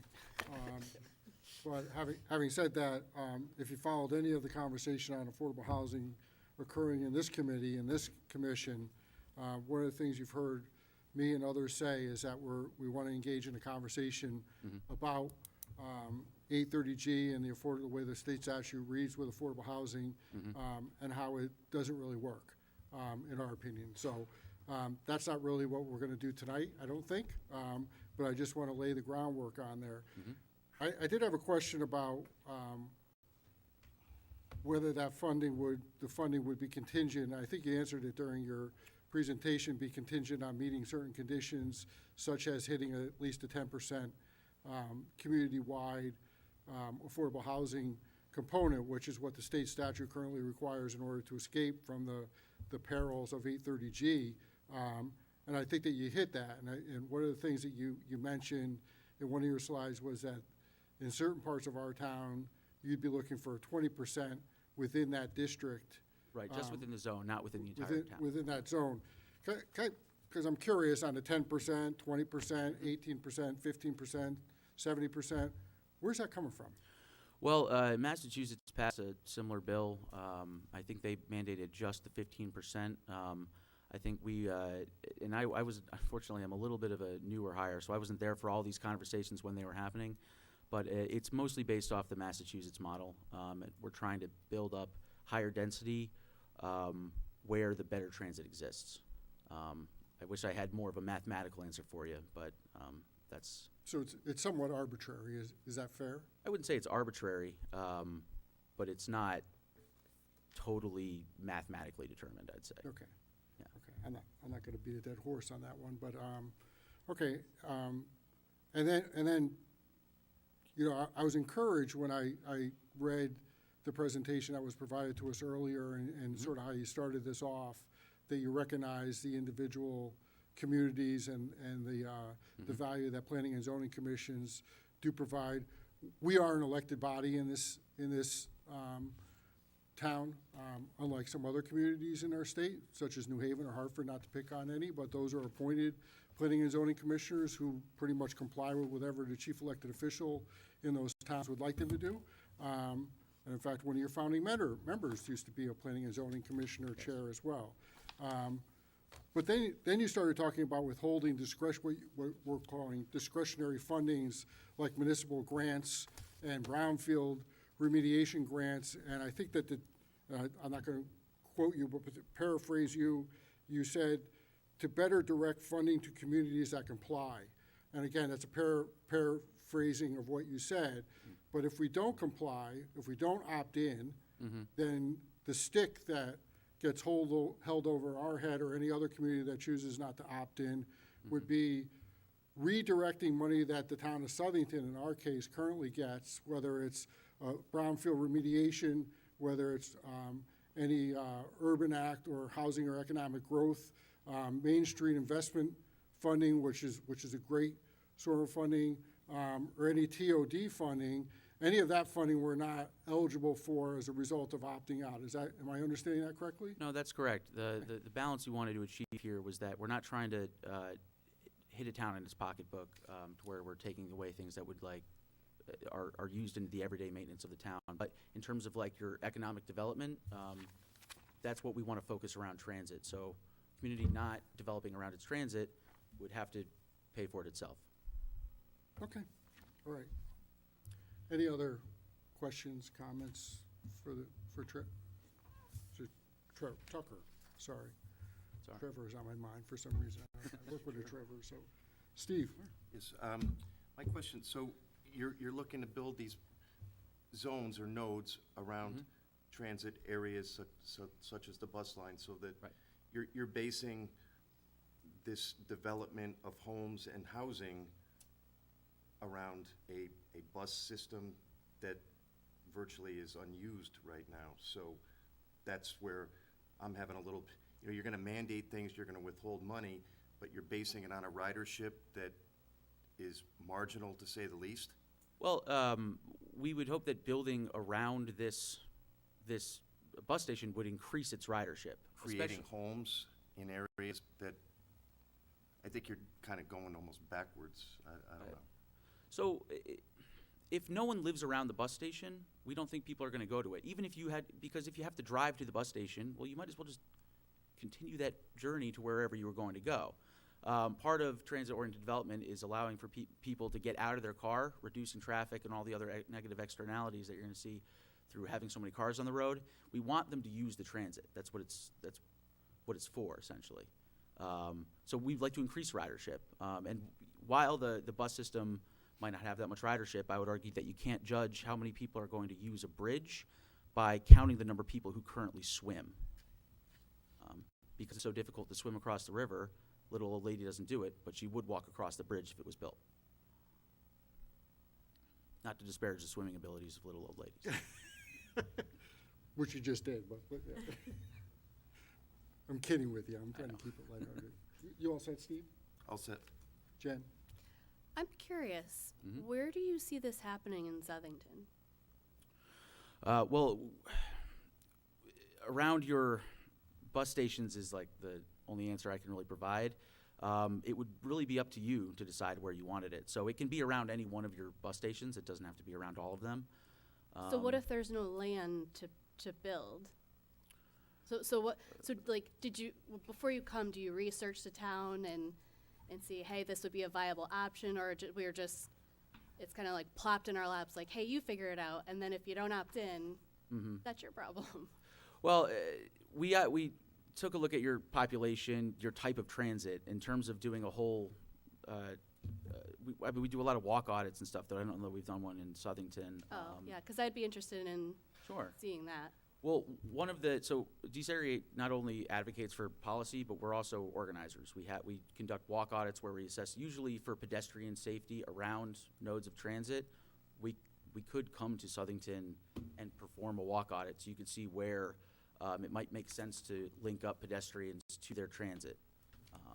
But we haven't done that yet here. Okay, thank you. You all set, Jen? Christina? How does the theory of transit-oriented development kind of coincide or correlate to the complete streets model? Because aren't they correlated in that sense? If you make it more accessible, then it becomes therein, hopefully, the idea is more walkable. And that's something this commission is very concerned with right now, is making our town a more walkable, complete streets sort of model. Well, walkability is critical when you're talking about this, because you're trying to take people out of the car. You want them to be able to walk to the transit that they're going to use, and you need to do so safely. So you can put a large complex next to a bus station, but if they have to cross a highway, they're not going to use it. Or if they will use it, and they are putting themselves in danger. On my way here, I saw someone walking along the highway because there was no, not in Southington, by the way, but there was no sidewalk for them. They're walking along a highway where their only option, or their only safety was paint. And cars don't stop when they hit the white line, unfortunately. So while that isn't necessarily the purpose of this bill, it does help you plan for a complete street model if you wanted one in your district. And it does help you with those discretionary funds that you might be able to use for a more robust sidewalk system, or for bike racks, or for bike lanes, or whatever you wanted to use to try to get people to where they want to go safely. And there's a lot of benefits to pedestrians. They tend to spend more in areas where they're shopping. And if you're worried about traffic, the best thing you can do is just take one more car off the road by making one more person, or by allowing one more person to walk. So. The follow-up. Yeah. Sure. So with that being said, to Commissioner Clock's point, which was a really good one, what if we decide, let's just say, ideally to opt in, and we discover that this really isn't something that could work based off of the very limited bus stops that we currently have? What then is kind of considered for us as a community that wouldn't be able to fit the criteria here? Because we do have brownfield sites here. Sure. And we can benefit from some of this discretionary funding. So kind of take me through that. Well, it's hard to say on a case-by-case basis because it's the planning. All we're doing is providing the opportunities to plan for these zones. So if it turned out that you have, all your bus stations are, unfortunately, they just don't make sense. They're in the middle of swamps, they're in the middle of nowhere, they're what have you, which, I'm sorry that they built the bus stations there. That was a bad plan. But if you started, but then were not able to actually build this planned zone, you would have to pay back the money that went into the planning of it. That being said, they are helping you do the original planning, which means if you realize it was impossible, you could stop. Like, it's not, I don't know that you're getting like locked into something and then, but it's hard to say, because I haven't done a study of all your bus stations, so I don't know. I appreciate that Mhm. clarification to make. All set, Christina? Sure. Nick, you have something? Yeah, I think working from an angle of this almost seems like penalizing. I think if you were coming from an angle of solely incentivizing Mhm. communities to opt into this, it'd be a much easier sell. Like, as we develop West Street, Mhm. if we got certain incentives Mhm. to make that, and it's already a goal of the commission to make any development that we put in walkable, to include something that's transit-oriented Mhm. in terms of the way that we develop West Street, that would be an easy sell. It would be a very easy sell. But where's the money? Right. So we're already asking. So desegregate has never had to go through appropriations with any bill we've ever done. We've never asked for money before. We've asked for regulatory changes. This time we're asking for 4 full-time planners for the state, and that's an ask that we've been told. Hey, that might be a lot of money. All right. Well, we're going to have to make the case that it's worth it. But yeah. So an incentive to build a TOD that's or a more significant incentive would be great. But we're trying to fit within what we think the governor's budget is going to look like. Yeah, but no, I would be very much in favor of a bill that did do more to incentivize TODs with a little more money attached to it. But we're more just trying to make it easier to plan for by building up this Office of Responsible Growth and make it easier for you to access discretionary funds through it. I mean, we've done the research. There's a lot of money being left on the table by a lot of different communities. I don't know Southington specific, but it's out there, but it's hard to reach, which is true of a lot of government programs. Bill Nick? I like the idea with the Office of Responsible Growth. I like that. Okay. Anyway, yeah. Any other comments from members of the commission? Christina? She's waving. Second time, go ahead. I would like to point out, though, that Southington was a suburban, oriented community. We are outfitted for this. We've just gotten very far away from it. I will remind everyone that we did have several trolley lines that connected Waterbury, Meriden, and all those things. And that's exactly what we're talking about here, is kind of a way for that accessibility to come back.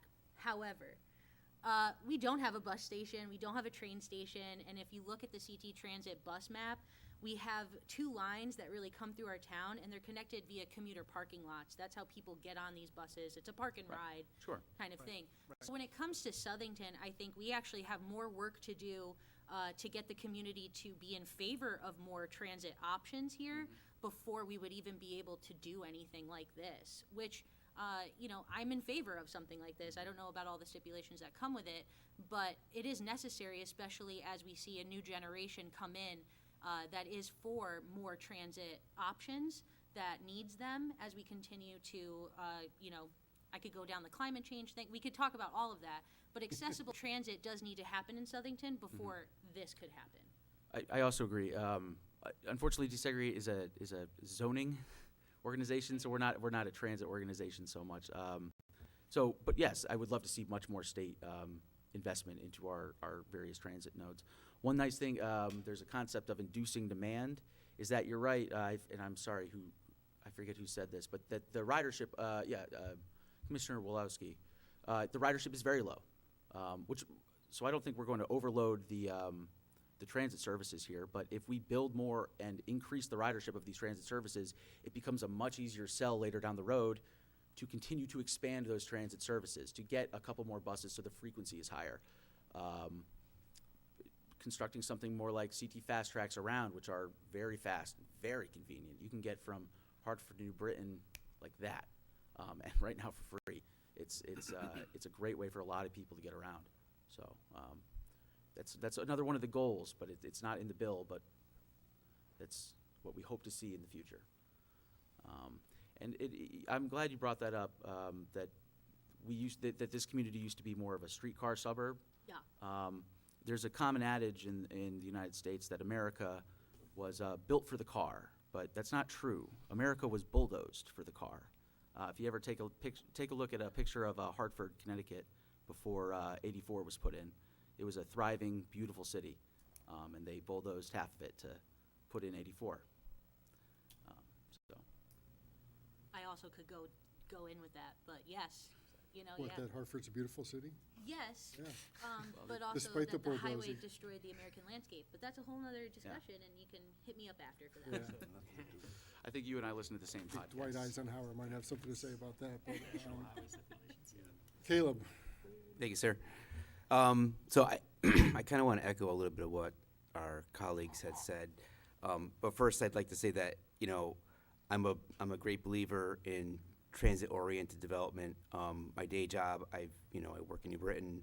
I've seen how massive economic development can be spurred by the busway node there, and what's happened to the revitalization of downtown New Britain.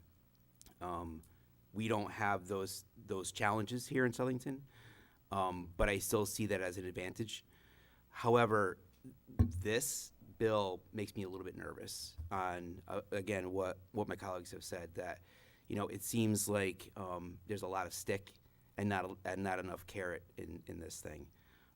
It seems like if we get involved in it, we could arbitrarily on our own, and we can talk about this in the next section, increase what we want to see from affordable housing development, without having to make this deal, I guess.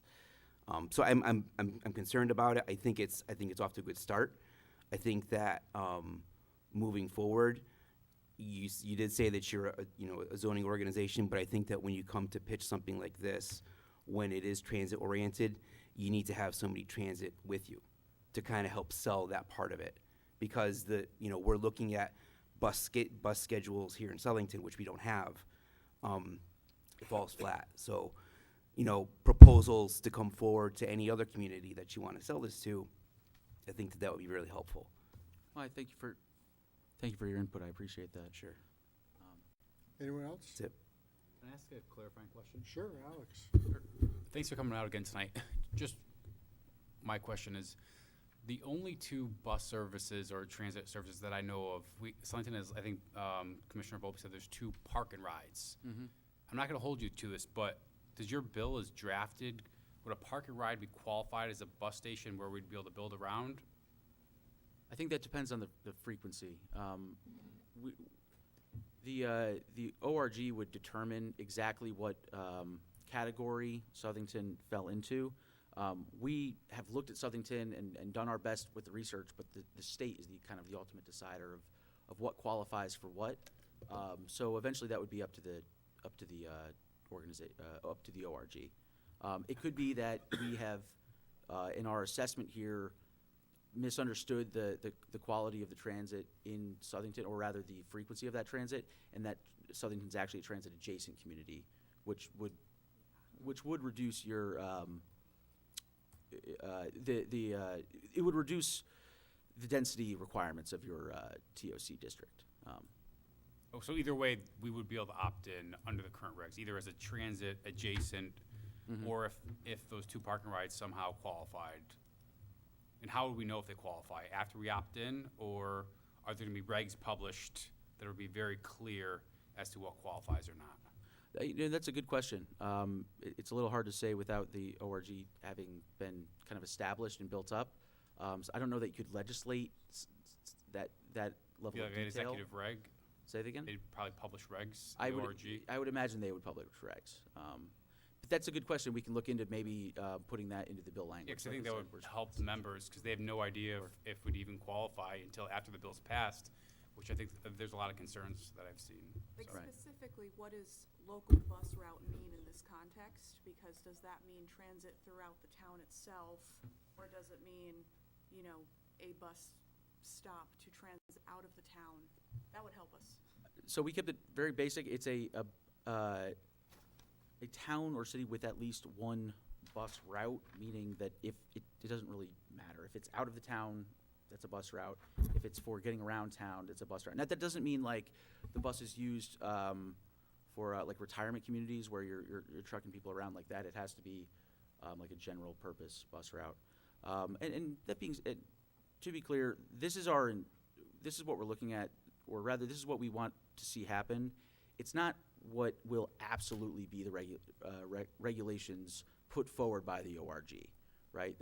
Some of this language is a little vague because I'm not a civic engineer. I'm an advocate, so it's we're trying to put experts in touch with planners and hand them the funds to make stuff happen with this as the framework. It's not as though we're trying to set every individual regulation, like desegregate tells you exactly, like, this is what this is, right?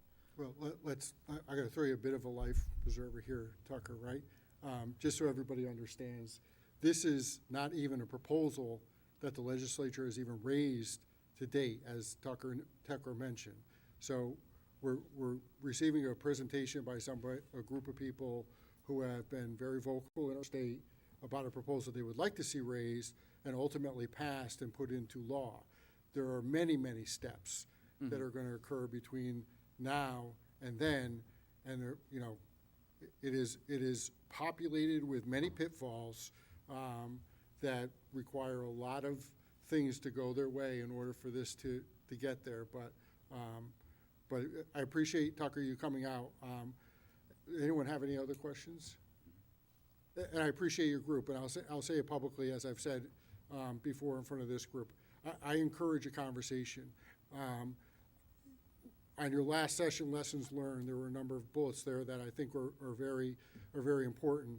Some of them kind of contradict others, but that's my opinion, I guess. But the one that stands out is that local planning commissions such as this should be partners. I have asked for a conversation with you, with other groups, Partnership for Strong Communities, I can go down the list, I won't do it, to have a conversation. I have yet to have my phone ring until you walked in today. We haven't had anybody come in here and have a conversation, so I'm hopeful that this is the start of that conversation. And I'm reminded of the story that Harry Belafonte tells about Martin Luther King when JFK was elected and he appointed Bobby Kennedy as his Attorney General. And within the civil rights movement, nobody apparently liked Bobby Kennedy. They thought he was the worst thing, Harry Belafonte telling it, right? The worst thing that could happen. And Martin Luther King, after listening to his counsels, said, we're going to adjourn until somebody can come back with something good to find out or to say about Bobby Kennedy. And they returned and said, Bobby Kennedy is very close to his bishop. And Martin Luther King said, that's the door we will walk through in order to find progress. And it doesn't mean, a conversation doesn't mean you talk to people that you agree with 100% or even 50% or even at all. What it means is you have a conversation, respectfully, of course, and you come to some consensus of what you can find that people can agree to, and you use that as a foundation. And I would encourage your group and any other group that you may talk to or be involved in, that we and I individually am open to that conversation when it comes to affordable housing. And I would encourage us to continue to communicate with each other, because that's how progress is done. And that's how we all get a little bit of something that we want. We can walk away saying, we've done some good at the end of the day. And that's what I hope to do. And that's why I ran for this seat. And that's why I was fortunate, I think, to be elected by the residents of this town, which again is better than Simsbury. But I'm biased. I think everybody up here will agree with me. Sir, I've been polite all night. Are you really going to get out of me here? Bob, I didn't know you were such a hippie. Tucker, anything else before we part ways for tonight? No, thank you again to the commissioners for speaking with me tonight. I really appreciate it. I hope you all have a good night. Thank Okay. you. Thank you. Thanks, Thanks. sir. Tucker, stick around because we're going to take some action on our affordable housing plan right now. The next item on the agenda is discussion on our affordable housing plan. As we've talked, when we adopted our affordable housing plan, I think it was in April or May of last year, if I remember correctly. We had a series of recommendations that were included in that plan. And since that time, we've been having some conversations from time to time here about what of those recommendations could we agree with? What of those recommendations do we have some disagreement with, and maybe some more work to do with regards to coming to agreement on those? And again, using the input that we got for most of the members, I think there might have been a couple. Of course, those members still can comment on whatever we do. We had people rank our series of recommendations. I think there were 20-something recommendations overall, Mary Ellen, if I remember correctly. We had them rank them on a scale of 0 to 10. 0 being no way, 10 being, yeah, let's do it right now.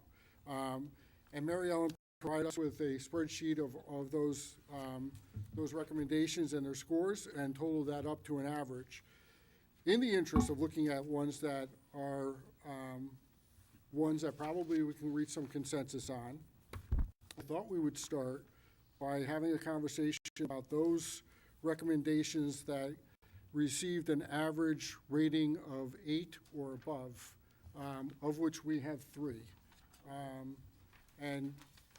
For the purposes of anyone listening, if you don't know what those are, I don't know if this was shared with anybody else, but number 1 is establishing a housing trust fund to collect revenues, grants, donations, fees, et cetera, for housing-related effort. That received an average score of 8.7. Number 2 was consider ways to provide revenue to a housing trust fund, including grants, donations, fees, zoning permits, municipal budget, operating and/or capital budget, or D, other sources. That received a rating of 8.1. And then the third one was identify locations which may be appropriate for alternative housing options or choices. I read that as middle housing, and incorporate such recommendations into POCD and zoning regulations, and that received a score of 8.1. All others were below an 8.0 score, and it's not to say that I'm dismissing any of those, but I think that just for our initial steps, we should focus on those that received the higher scores. The 2 that had to do with housing trust funds, that's really not our purview here on planning and zoning. That's really would be up to the town council in our town to decide if they want to do that. One of the things I thought that if we wanted to do something on those 2 recommendations is that we could pass a resolution to transmit it over to the town council for their consideration, which would say something along the lines of, the Planning and Zoning Commission endorse establishing a housing trust fund type of stuff. And, again, it's their prerogative on whether they want to do that or not. And then the third one on adopting regulations that require, oh, no, I'm sorry. Where am I? Got to turn the page here. Identifying locations which may be appropriate for alternative housing options, that's really something that we could do. But let's talk about the funding ones first, because again, I don't think that we have the authority to really do anything. That's a budgetary question for the town council. We don't, on this group, participate really in budgetary issues. We'll open it up for discussion to talk about those 2, and then we'll go to the third one if everyone's in agreement with the process I set up here. Peter. Yeah, so maybe it's a question for Alex in regards to procedure. Because I think, Mr. Chair, you're right on those 2 that have counsel on it. So would it be, I guess procedurally, more like a 824 referral where we would want the council to consider versus, and I don't know if you meant the words resolution, I don't know if that's the appropriate word. So if we wanted to say, because the housing plan has counsel on it anyway, would it be like we would like to take these 2 items for the council to consider? Is that the right language. I'm just thinking, whether we want to do it or not, I'm just thinking procedurally and what would be the right way to go about it. So I would ask that you'd vote on a transmittal to the council with the baseline of what you'd want to see in those items, not just what's here, but actually some detail and some substance on this is how it looks and this is what we recommend that you look at and debate and vote on implementing or not implementing. You're not gonna file like a formal resolution. Right. But you'd wanna vote on something to transmit to them as an official transmission that they take up on and put on their agenda. Meaning like a letter from the Correct. Yep. A letter on planning and zoning letterhead. Correct. Referencing this that we submit for your, Consideration. For your consideration, looking at these, that's kind of Absolutely. a process upon which we would go. But I'd want there to make sure there's some meat in there, when it gets sent over. So, cause you guys are the professionals, or the subject matter Expert, yeah, okay. elected officials, so you should have the baseline information that you feel is necessary to be acted on. Gotcha. Okay. So like the Board of Finance budget, they send over the budget, here, please act upon this. Gotcha. Okay, I was just Yeah, procedural. I no, wondered. yeah. Okay, I think it's thank a you. good question, it's a good point. Okay. You all set? Yes, thank you. Nick? So, do we move to set a meeting? How would we go about establishing line items, or however we would, sort of establish the content that the commission supports as we would bring anything to the town council? Well, I think in terms of like a resolution, I think that's something that we could just as a group have a conversation about. With regards to any zoning regulation changes, which is the next part of this, that would require an actual text amendment to be filed on our behalf through the town planner, and then we would go that route, which would require a public hearing as well as discussion here, just like any other text amendment that we ever receive. Okay, would we be able to bring it to the town council as it's presented here, or is it requisite to have a meeting about it, et cetera? Oh, you mean drafting it? How would we Yeah, draft it? you mean? Yeah, how would we see what that's comprised of? Like, how would So, we? if I may, Yeah, Alex. Mary Ellen artfully passed over some model ordinances from the town of Fairfield. And the suggestion, not from her, but from me, was you could take a ordinance from another town if you thought it was appropriate and submit it as a draft. For their consideration, Correct. because they have ultimate authority on it. Because it would go to the town ordinances Right. for something like a budget. It's a budgetary item. It's not a zoning text change. Gotcha. That help? Suffices, yep. Jen? Okay, so that would take care of establishing a trust fund. That would be the initiative. We're establishing a trust fund, correct? Yep. Okay, so then my question is, I just want to back up before that. The trust fund is to collect revenues that would be grants, donations, fees, etc. Yep. I don't understand where this money is coming from. Like, who is writing grants, or is that our responsibility too, to have someone start that initiative to call and look for grants and write grants? Because I'm not aware of any grants that we get, or do we get them? I Well, don't know. I think that's up to the town council to make a decision on where, if any money goes into that, where it comes from. Does it come from, we listed a couple things here, or a couple things are listed in our affordable housing plan. Where that comes from, I mean, that's really their call. We can, as Alex and Mary Ellen kind of said, we can make suggestions on how it works elsewhere, but ultimately how it's structured is, if it's structured, number one, and how it's structured is really a town council decision. That's kind of what I'm getting at, Jen. The meat can't be made here, it's got to be made there. Okay. We're just simply, if we decide to move forward, which I think that based on what I'm seeing here, the input that was provided, that there seems to be a pretty good consensus for saying, yeah, we like this model, we'd like to see it be considered, and perhaps even advocate on behalf of it being created. But ultimately, we don't have any authority there. We're just another one of the 43,501 people that populate Southington. It's really And- up to the 9 members of the council. And so then they would also have discretion on, so the trust fund would be for housing-related efforts, and then they would determine what those efforts were. I think that's true, Okay. yeah.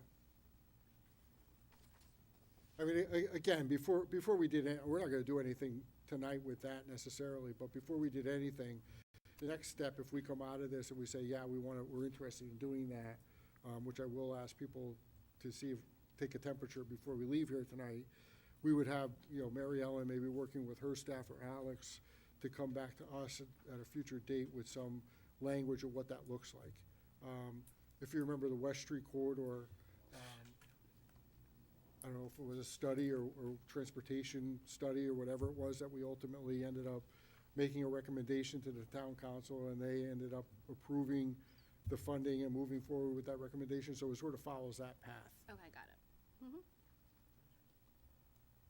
You all set, Jen? Yes. Caleb? Thank you. So it looks like, at least this one, 8.7, we liked it. It looks like something that was definitely, on our bonus list. So let's just talk, I guess, if we're gonna have the discussion, what a trust fund would be, and I guess my thought on that would be if, say, without a trust fund, and we'll say Mary Ellen applies for a grant, and it's for a specific purpose. Without that, we wouldn't have those funds to put in a specific bucket. So I think that with the trust fund being set up, established, that it would be able to focus our efforts to support housing, or for, from my perspective, I think we would want to support affordable housing so that it supports our baseline. Yeah, again, I think that Mary Ellen will come back with some type of language on that resolution or recommendation, or whatever you want to call it. We would then sort of dice it up a little bit, but ultimately, in terms of what it looks like, if it's set up, what it looks like, what it's used for, that's ultimately not our decision to be made. We can suggest that, for example, it should be used to offset the cost of providing affordable housing. But ultimately, the decision isn't ours. Agreed. This is what I'm trying to say. Yep. Does that make sense? Yes, sir. Okay. Any other discussion? Is the group in agreement that we would like to have staff draft some language with regards to these 2 recommendations for a future discussion and consideration? Is that? I think it makes sense. I think this is really low-hanging fruit of what we've got here. Some of the things are gonna be near impossible, but I think these are very doable in the short term, and I think it can help us lay a foundation for moving forward, for taking on some of the tougher issues. Because we're not gonna be able to do it without money. We can talk about it, but it's not gonna happen. I think this is the low-hanging fruit, step 1, to help us go forward. Well said. Yeah, I think, Bob, you're right in regards to, this isn't the last discussion. This is, and I think the chair, you're right in saying, well, I'm looking across the votes, it was pretty good. I forget what I voted on myself, or what I scored. But obviously I like this. But these are the ones we can come to, some agreement on. It's not the last discussion that we're gonna have. Because there's other things that say council on here too, right? And there's other things that say the town, some are feasible, some are not, to your point. And so if we can move forward on something, I'd like to move forward on something, I think that's good. Like, you can't get going without the first step. So if this is the first step, then let's take the first step. Yeah, well, we'll break it into phases, right? So this Yeah. is phase 1, if you will. But yeah, well said, so. Any other discussion? So again, just taking a temperature, is there anyone who is opposed to asking staff to draft some language for our consideration with regards to these two and making a suggestion to the town council for their ultimate consideration. I don't see anyone, Nick? We'll get an opportunity to opine on the draft. Oh, yeah. Okay, yeah. Your name's going on Go for it, it. Nick, so yeah, I'm not gonna sit there without you seeing Only most of your it. Raising the stakes. Making me You sweat. catch this little bit? Okay. I'll add some stuff afterwards, but after, In the footnotes, right? You know how I work. Yeah, no. Kidding, folks. So everyone's good? Yeah. Mary Ellen, are you clear on what we're asking? Yep. Alex? Crystal. Well said. Good job. Crystal clear. A military man, right? Yes. That's a great movie. Okay, so moving on to the next one, again, which received I'm not gonna read it again, but it received an 8.1 average score, which again is above the threshold that I arbitrarily set. I'm being arbitrary here. But this is something I think that we can, this is the proper entity to upon this and ultimately to do something. So let's open it up for discussion about that and what type of regulations or what type of changes we'd like to be made.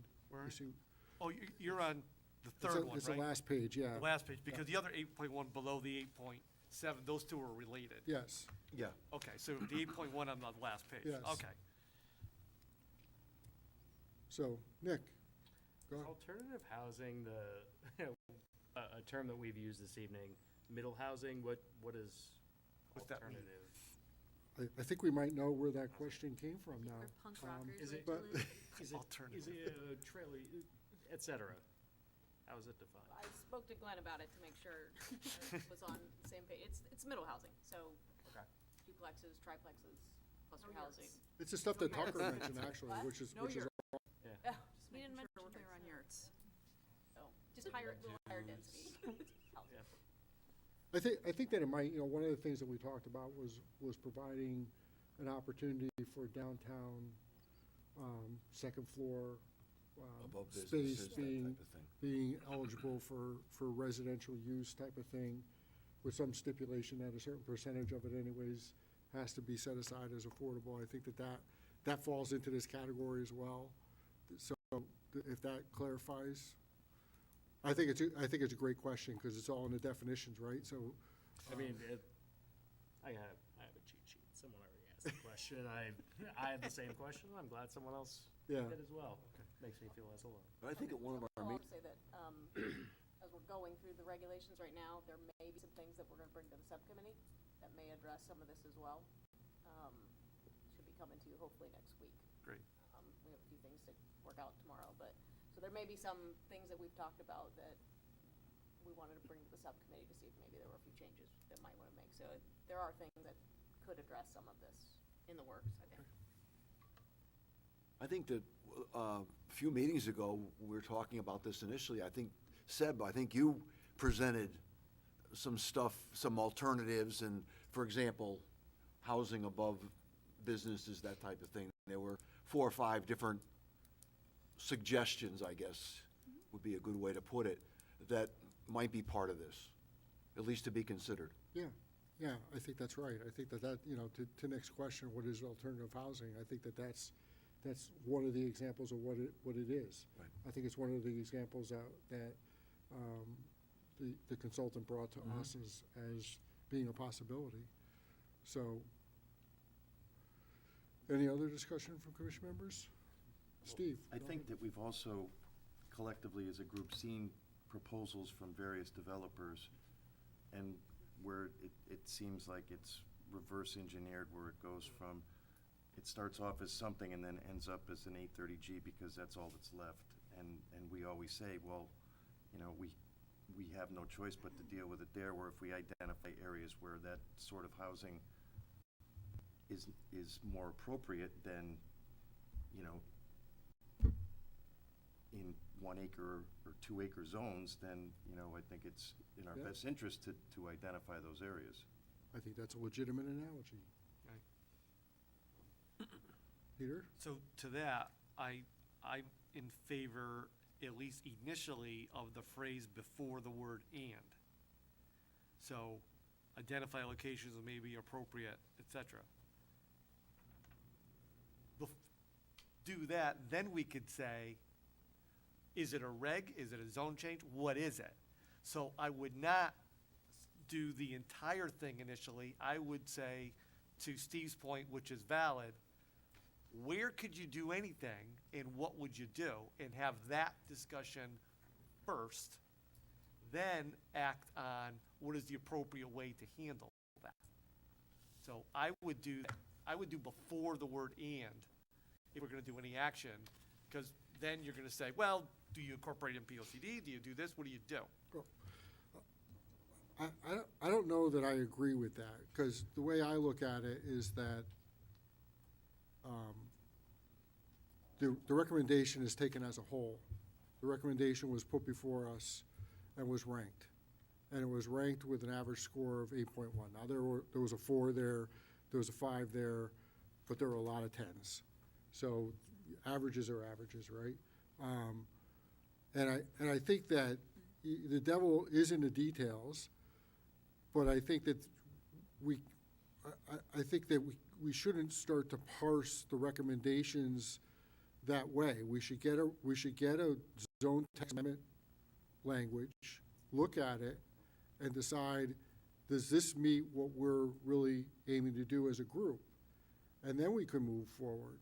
And I'll use the example of a couple of years ago, probably like 5 or 6 years ago now, there was a zone text amendment change to provide that in R80 zones, that if they were transferred, that they had to use a certain percentage of it had to be given back to the town in the form of open space, right?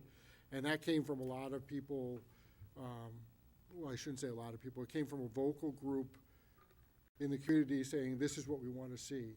And we had a zone text amendment change drafted along those lines, and what happened? Only the residents of the R80 zones who own the land came out and said that that punishes them unfairly, right? And ultimately, we didn't do anything with it.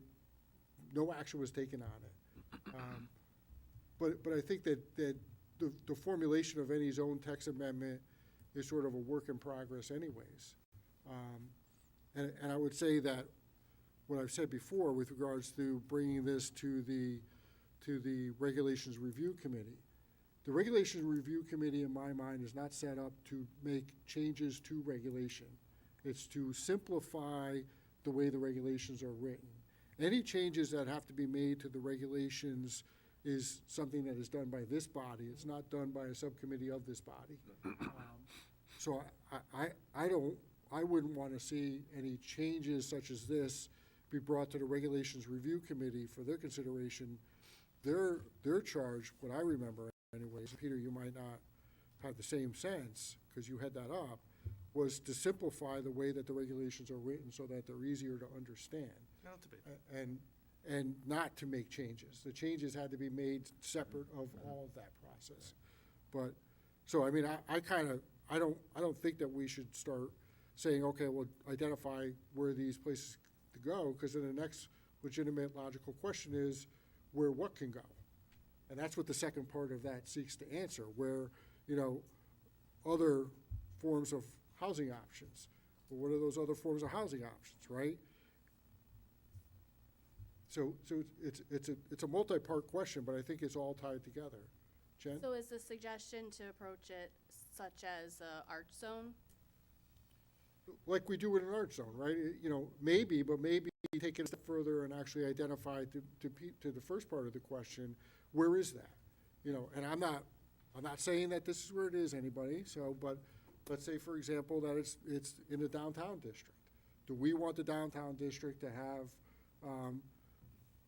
a certain percentage of affordable housing to the point that we're going to require it on any development in the downtown district, like we do with the art zone, right? We require, 10% of any art zone development to be set aside as affordable. Like, setting something like, that's what I kind of, the prism that I looked at when I scored this one.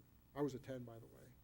I was a 10 too, I think, but I was actually looking at it from Peter's point of view, but now that I'm thinking of it in context of the art zone, I could see that working better by defining it first, then applying.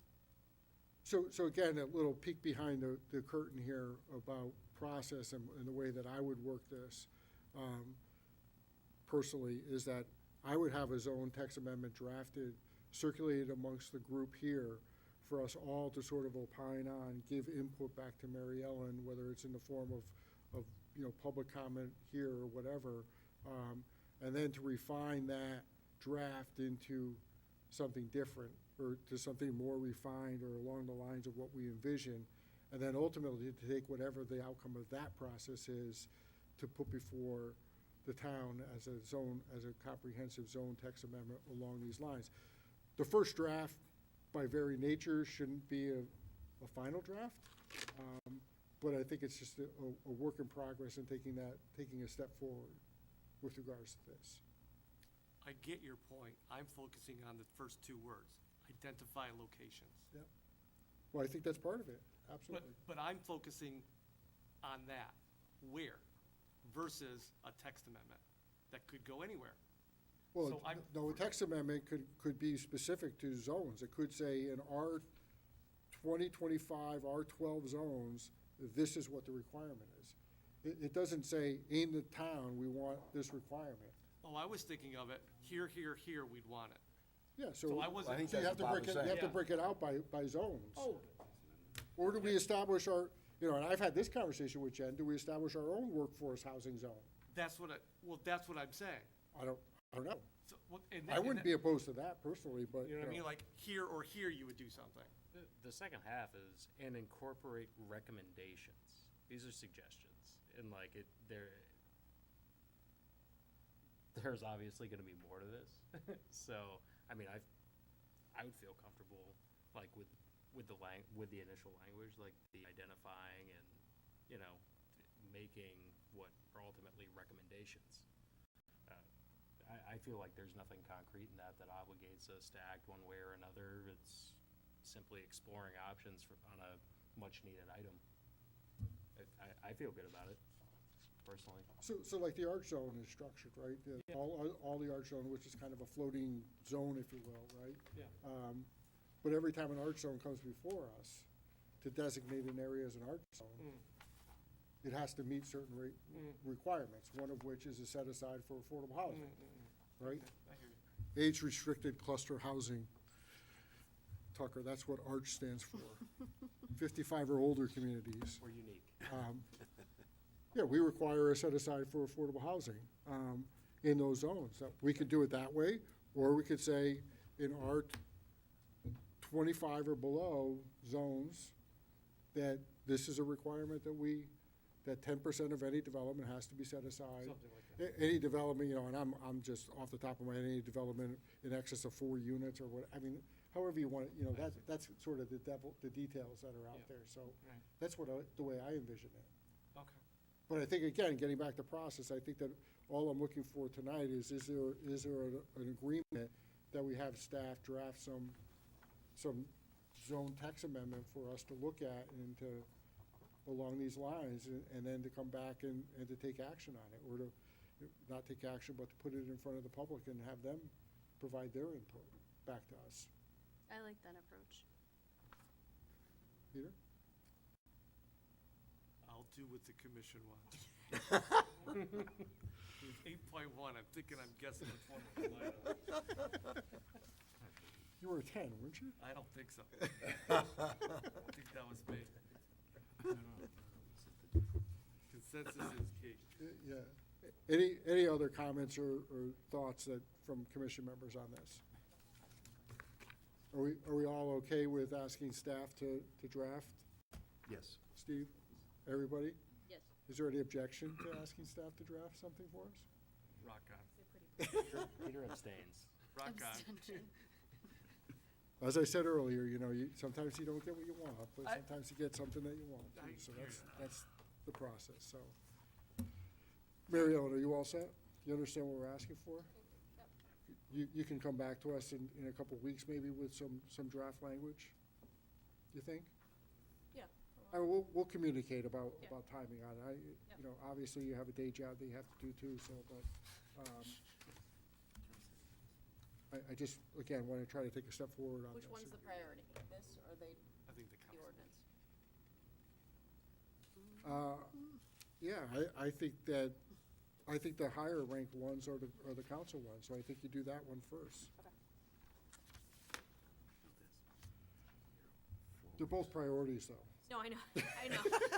No, Just for the that's record, so more everybody important. understands. Priorities, yeah. Moving forward on this issue is a Right. priority of mine, No. and I think the commission members, but, Bob, did you have something? Did you raise your hand? 4 weeks, because you're not going to be here the following week. Yeah, well, that brings us to the next thing. Are we all set on this? Yep. Folks?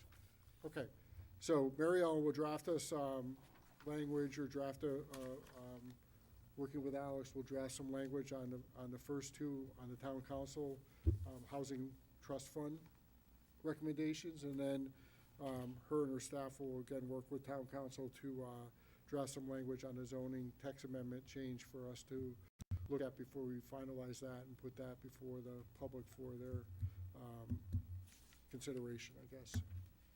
Right? Okay, item number 11, we have a couple items that are, in receipt, Mary Ellen? Do you want to talk about those at all, or they're pretty self-explanatory? As Alex subtly passes something over to you? Oh, okay, yeah, so it's the Anthony Properties one on West Street. Right. So the site plan application and the special permit application came in for that. So those are the only two new ones right now. Right, okay. And I'll just use that as an opportunity to let you all know that I will not be at the next meeting on the 21st. So Professor, Commissioner, Vice Chair Solko over here will take over. Please be on your best behavior. As I tell my son when he gets a substitute teacher, but, and with that, we'll look for a motion to adjourn. So move, Mr. Chair. Okay, we have a second? Second. All those in favor? Aye. Any opposed?